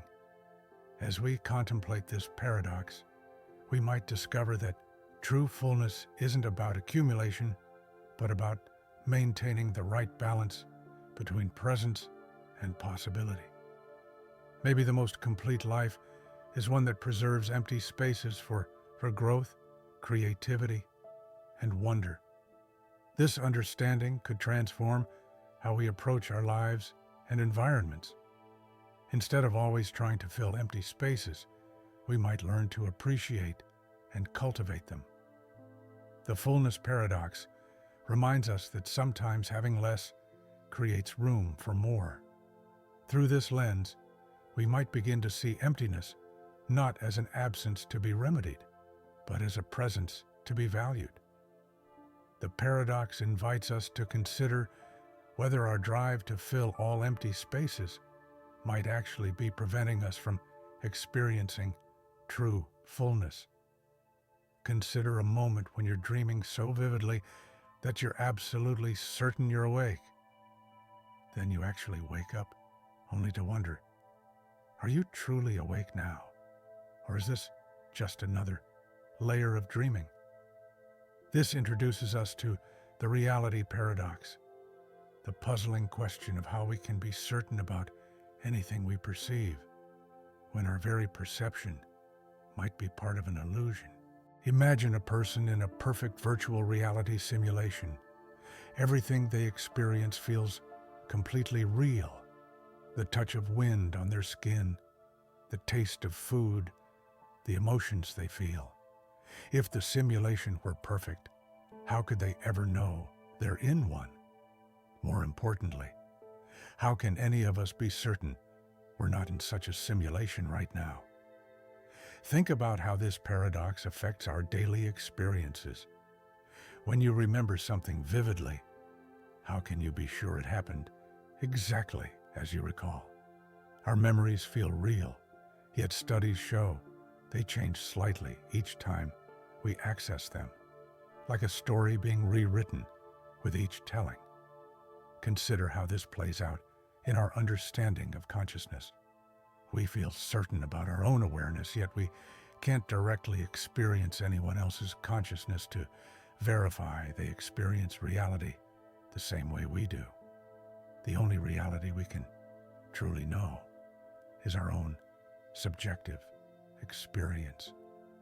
The reality paradox extends into our social interactions. We assume others see the world roughly the same way we do. But what if each person's perception of reality is fundamentally different? What if the color you see as blue appears entirely different to someone else, yet we've all agreed to call it by the same name? Let's explore how this influences our understanding of truth. If our perception of reality is inherently subjective, can we ever access objective truth? Perhaps what we call truth is simply the version of reality that most people agree upon. Think about how this paradox affects scientific observation.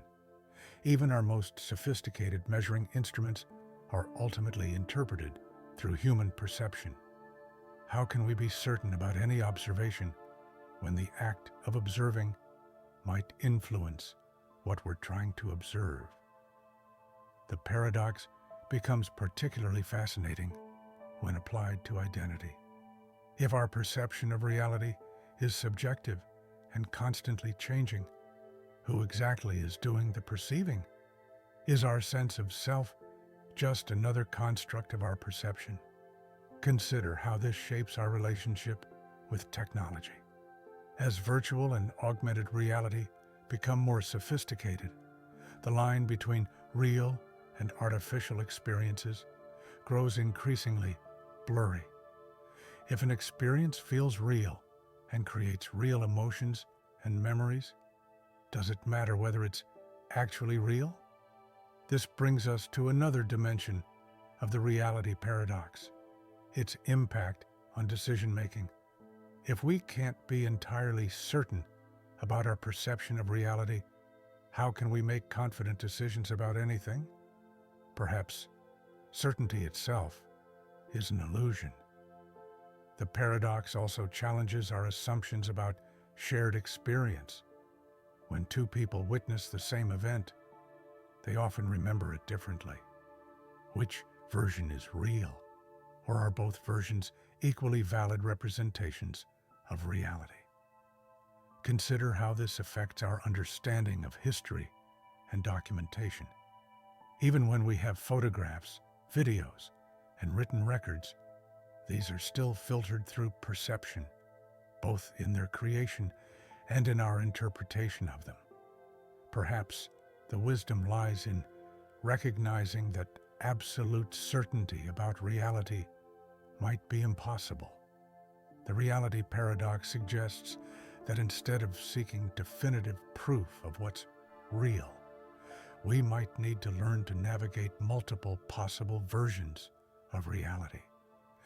As we contemplate this paradox, we might discover that the question isn't whether something is absolutely real, but whether it's real enough for meaningful engagement.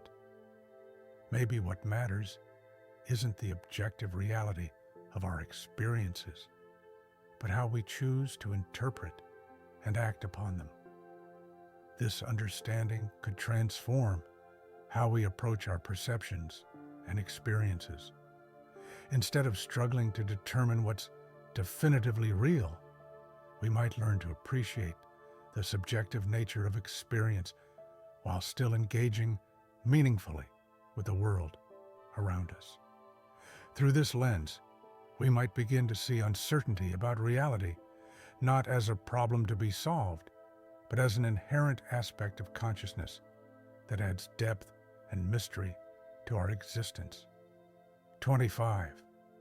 Have you ever noticed that true masters of any craft often describe themselves as eternal beginners? Consider a martial arts grandmaster who, after decades of practice, says they're just starting to understand the basics. This introduces us to the mastery paradox, how reaching the highest levels of skill often brings us back to the beginning, but with entirely new eyes. Picture an accomplished pianist who, after performing complex concertos for years, returns to practice simple scales with the same dedication as a novice. Yet their approach to these basic exercises contains depths of understanding that weren't possible when they first began. The highest form of mastery might actually be rediscovering simplicity. Think about how this paradox plays out in any field of expertise. The more someone learns about a subject, the more they realize how much there is to learn. A physicist at the cutting edge of their field might say they understand less about the nature of reality than when they started, because they've become aware of how many mysteries remain unsolved. Consider how this affects artistic development. A painter might spend years mastering complex techniques, only to eventually create works that appear simple but contain all the wisdom of their journey. The ability to achieve simplicity becomes possible only after mastering complexity. The mastery paradox extends into personal growth. Those who achieve the greatest wisdom often return to childlike wonder and curiosity, but now informed by deep experience. They've completed a circle, arriving back at the beginning, but at a higher level of understanding. Let's explore how this influences teaching and mentorship. The best teachers often say they learn as much from their students as their students learn from them. Their mastery allows them to see new insights in basic questions that beginners ask. Think about how this paradox shapes innovation. Sometimes, the most revolutionary ideas come from experts who are willing to question fundamental assumptions in their field, essentially becoming beginners again while retaining their deep knowledge. The paradox becomes particularly fascinating when applied to self-knowledge. Those who've spent years in self-reflection often describe feeling less certain about who they are. Yet this uncertainty comes from a place of deeper understanding rather than confusion. Consider how this affects our approach to learning itself. The more we master the art of learning, the more we realize that beginner's mind, the ability to approach things with openness and curiosity, is actually the highest form of expertise. This brings us to another dimension of the mastery paradox, its impact on confidence. True masters often display less rigid certainty than intermediate practitioners, combining deep knowledge with the humility to constantly question and explore. The paradox also challenges our assumptions about progress and achievement. Perhaps mastery isn't a linear journey toward perfection, but a spiral that repeatedly brings us back to fundamental questions with ever deeper understanding. Consider how this affects our relationship with expertise. The greatest experts often say things like, "It's complicated," or "I'm not sure," more frequently than those with intermediate knowledge, because they understand the true complexity of their field. Perhaps the wisdom lies in recognizing that mastery isn't about moving beyond the basics, but about continuously rediscovering them at deeper levels.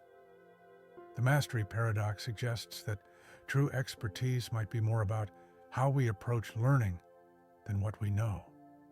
As we contemplate this paradox, we might discover that the goal isn't to arrive at a final state of mastery, but to maintain an endless cycle of learning and rediscovery.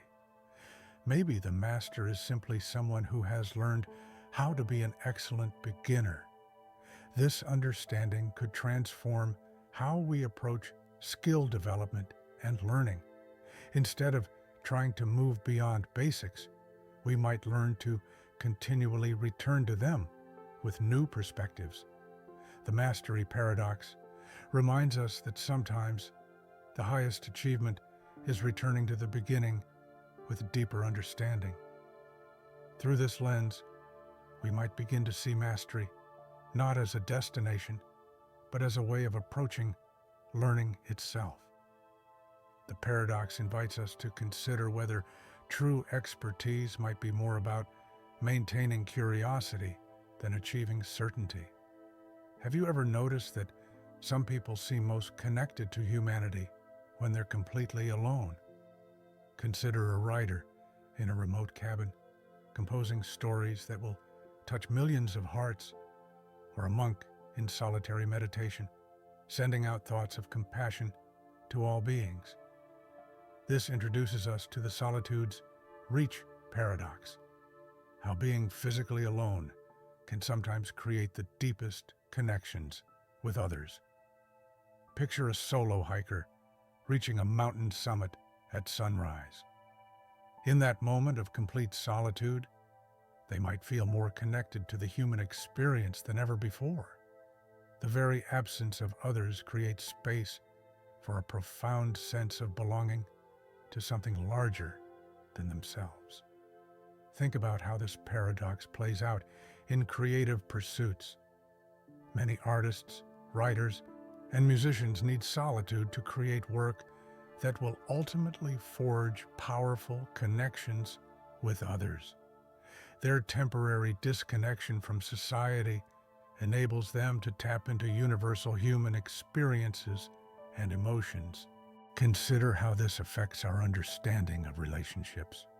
Sometimes it's in moments of solitude that we gain the clearest insights into our connections with others.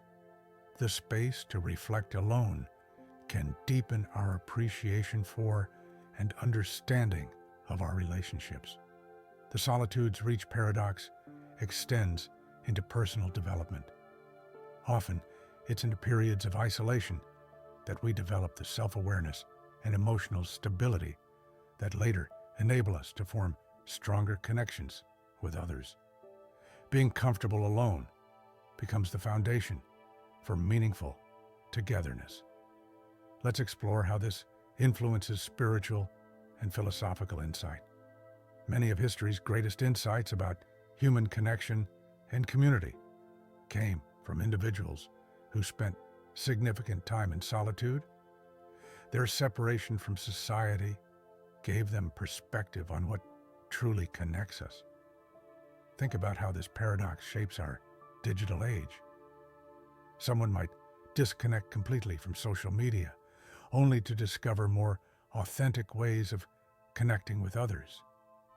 The voluntary withdrawal from constant connection might actually enhance our capacity for meaningful relationship. The paradox becomes particularly fascinating when applied to leadership. Great leaders often need periods of solitude to develop the vision and clarity that will later inspire and unite others. Their ability to step back enables them to better understand how to bring people together. Consider how this affects our experience of empathy. Sometimes it's easier to feel genuine compassion for others when we're not directly involved in their situations. Solitude can create the emotional space needed to truly understand and connect with others' experiences. This brings us to another dimension of the solitude's reach paradox, its impact on communication. Often, those who spend time in solitude develop a deeper capacity for meaningful dialogue when they do engage with others. The quality of connection might actually improve through periods of disconnection. The paradox also challenges our assumptions about loneliness versus solitude. Perhaps the deepest forms of connection require us to be comfortable with being alone. The capacity for solitude might actually enhance our ability to form genuine connections. Consider how this affects our understanding of community. Some of the strongest communities are built by people who know how to balance connection with solitude. The ability to step back actually strengthens the bonds when people come together. Perhaps the wisdom lies in recognizing that connection and solitude aren't opposites, but complementary states. The solitude's reach paradox suggests that meaningful connection might require periods of conscious separation.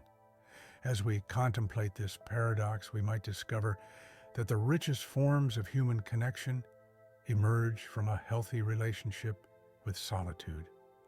Maybe our capacity to connect deeply with others is directly related to our ability to be contentedly alone. This understanding could transform how we approach relationships and community. Instead of seeing solitude as a barrier to connection, we might learn to use it as a tool for deeper engagement. The solitude's reach paradox reminds us that sometimes stepping back allows us to reach further. Through this lens, we might begin to see solitude not as isolation, but as a different form of connection. The paradox invites us to consider whether our deepest bonds with others might be forged in moments when we're most completely ourselves, alone. Have you ever noticed that our desperate attempts to keep things from changing often become the very force that transforms them? Consider a person so afraid of losing their youth that they undergo countless procedures to preserve it, ultimately changing their appearance more drastically than natural aging would have. This introduces us to the preservation paradox, how our efforts to keep things the same can become the greatest source of change. Picture a parent trying to preserve their child's innocence by sheltering them from all hardship. This very protection might prevent the child from developing the resilience and wisdom that make innocence truly valuable. The attempt to freeze one aspect of development ends up altering the entire process of growth. Think about how this paradox plays out in nature conservation. Sometimes, efforts to preserve an ecosystem exactly as it is can actually harm it, because natural systems require change and adaptation to remain healthy. The more rigidly we try to maintain a particular state, the more we might disrupt the very balance we're trying to protect. Consider how this affects relationships. Partners who try to preserve their relationship exactly as it was in the beginning often end up creating artificial dynamics that change the relationship more fundamentally than natural evolution would have. The fear of change becomes a force of transformation. The preservation paradox extends into cultural preservation. Communities that try to maintain their traditions unchanged often find that this very rigidity makes these traditions feel artificial and disconnected from living culture. True preservation might require allowing for natural evolution. Let's explore how this influences memory and nostalgia. Our attempts to perfectly preserve memories through constant documentation and recording might actually change how we experience moments, making them more about their future remembrance than their present reality. Think about how this paradox shapes institutional systems. Organizations that resist all change in an effort to maintain stability often become so rigid that they eventually break rather than bend, leading to more dramatic transformations than if they had allowed for gradual adaptation. The paradox becomes particularly fascinating when applied to identity. People who try to maintain a fixed sense of self, refusing to acknowledge natural growth and change, often end up feeling more disconnected from themselves than those who embrace transformation. Consider how this affects art conservation. Sometimes, aggressive preservation techniques can alter artwork more than gentle aging would have. The very chemicals used to prevent change become agents of transformation. This brings us to another dimension of the preservation paradox, its impact on traditions and rituals. When we try to preserve these exactly as they were, we might strip them of their living meaning, transforming them from vital practices into empty gestures. The paradox also challenges our assumptions about stability and security. Perhaps true stability comes not from preventing change, but from developing the ability to adapt and evolve while maintaining core essence. Consider how this affects our approach to personal development.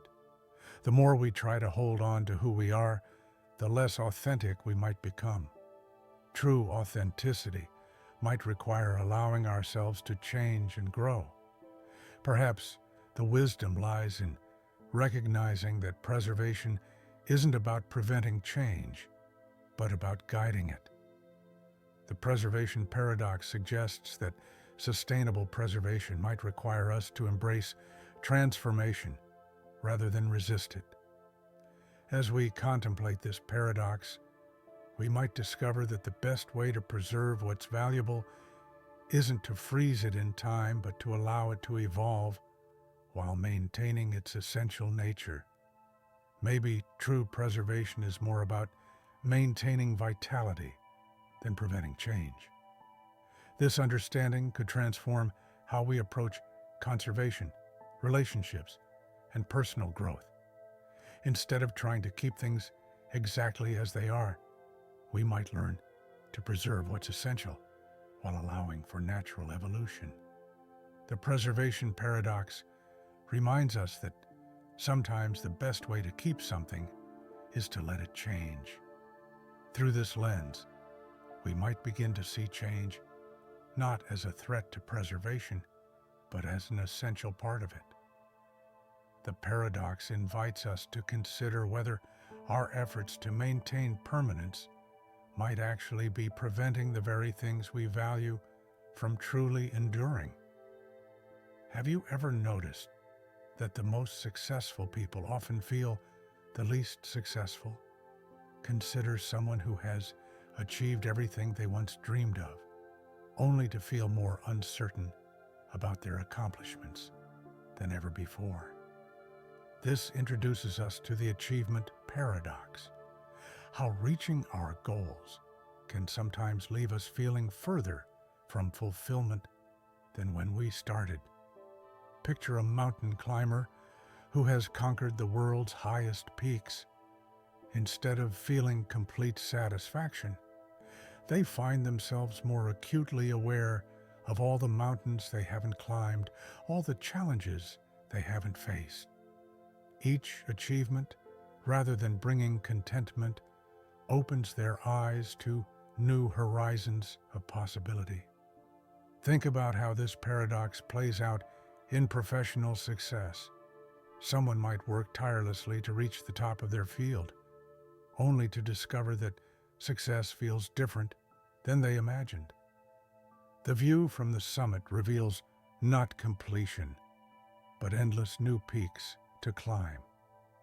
Consider how this affects artistic creation. An artist might pour their heart into a masterpiece, but the moment it's finished, they see only its flaws and limitations. Their growing skill makes them more aware of the gap between their vision and their execution. The achievement paradox extends into personal development. The more we grow and improve ourselves, the more we become aware of our potential for further growth. Each step forward doesn't bring us closer to a finish line, but reveals how much farther we could go. Let's explore how this influences academic pursuit. Scholars often find that the more knowledge they gain, the more they realize how much they don't know. Each answer leads to new questions. Each discovery opens up new territories of uncertainty. Think about how this paradox shapes our relationship with goals.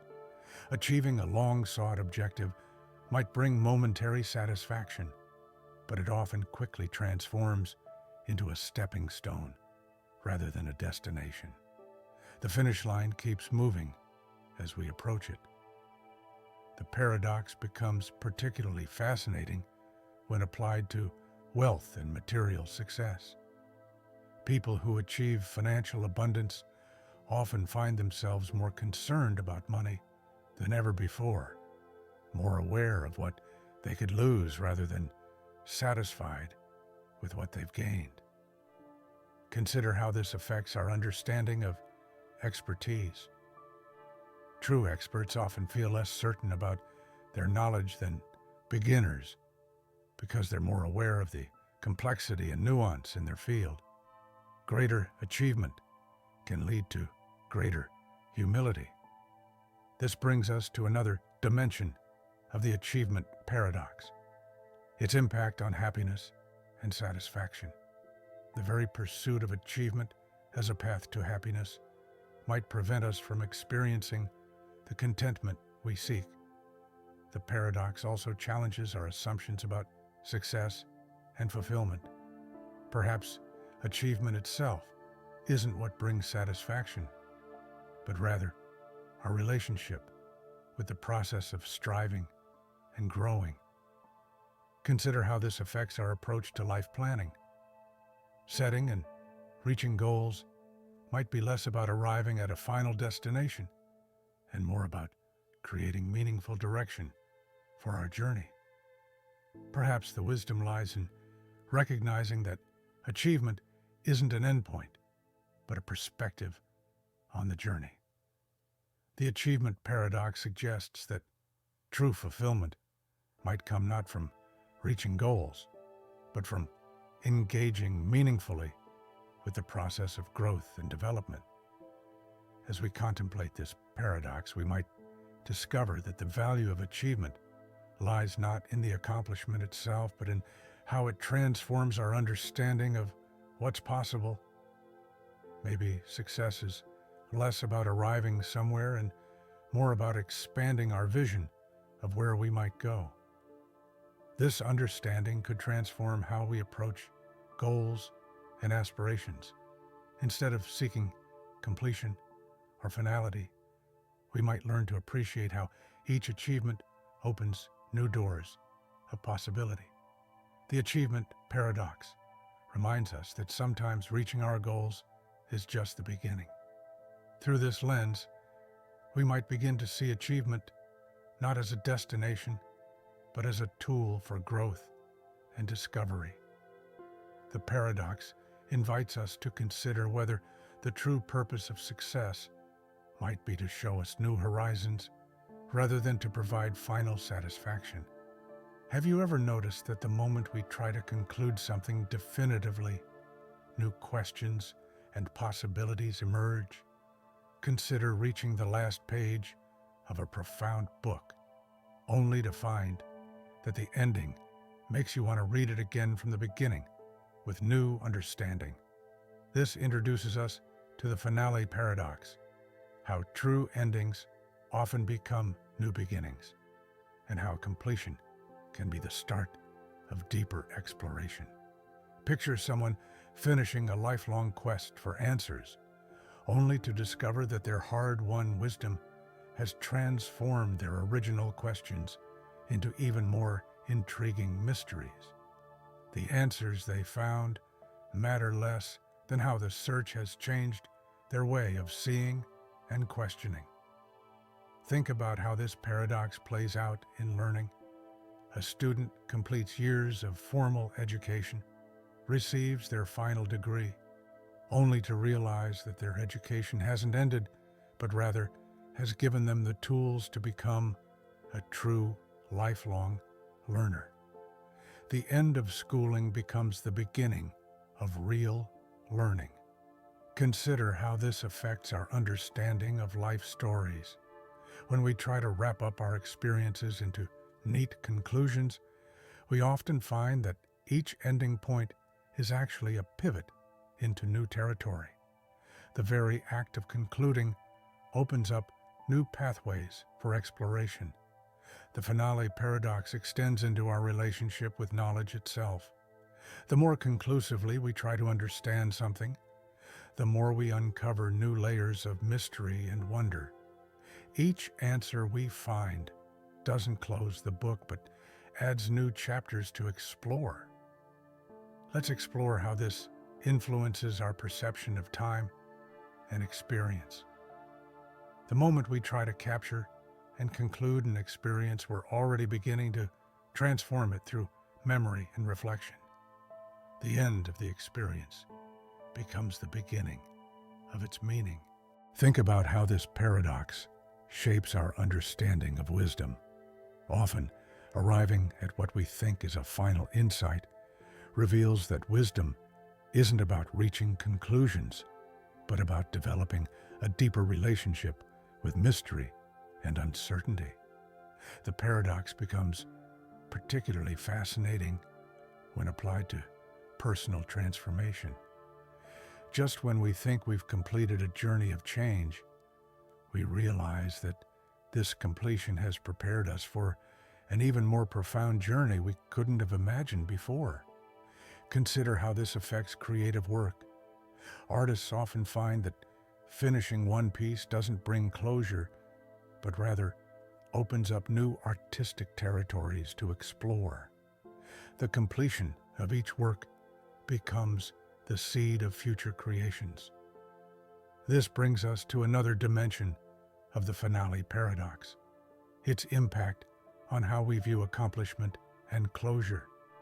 Perhaps true completion isn't about reaching a definitive end, but about opening ourselves to new beginnings we couldn't have anticipated. The paradox also challenges our assumptions about finality and resolution. Maybe the most meaningful endings aren't those that provide closure, but those that expand our understanding of what's possible. Consider how this affects our approach to goals and dreams. Achieving what we thought was a final destination often reveals new horizons we couldn't see before. The summit we reach becomes a vantage point for discovering new mountains to climb. Perhaps the wisdom lies in recognizing that endings are really transitions, doorways that lead not to closure, but to new forms of exploration. The finale paradox suggests that completion might be less about concluding and more about transforming our relationship with what comes next. As we contemplate this paradox at the end of our journey through paradoxes, we might discover that even this conclusion is really an invitation to begin again, to revisit these ideas with deeper understanding and fresh perspectives. Through this lens, we might begin to see that the true value of reaching an end isn't in the closure it provides, but in how it prepares us for new beginnings. The paradox invites us to consider whether anything truly ends, or if every ending is simply a transformation into something new. This final paradox reminds us that while we've reached the end of our exploration of paradoxes, we're really just beginning to understand their implications for our lives. Like a circle that has no true ending or beginning, our journey through these ideas continues to unfold, each conclusion opening new pathways for discovery and understanding. Up next, you've got two more standout theory right on your screen. If this one hit the mark, you won't want to pass these up. Just click and check them out.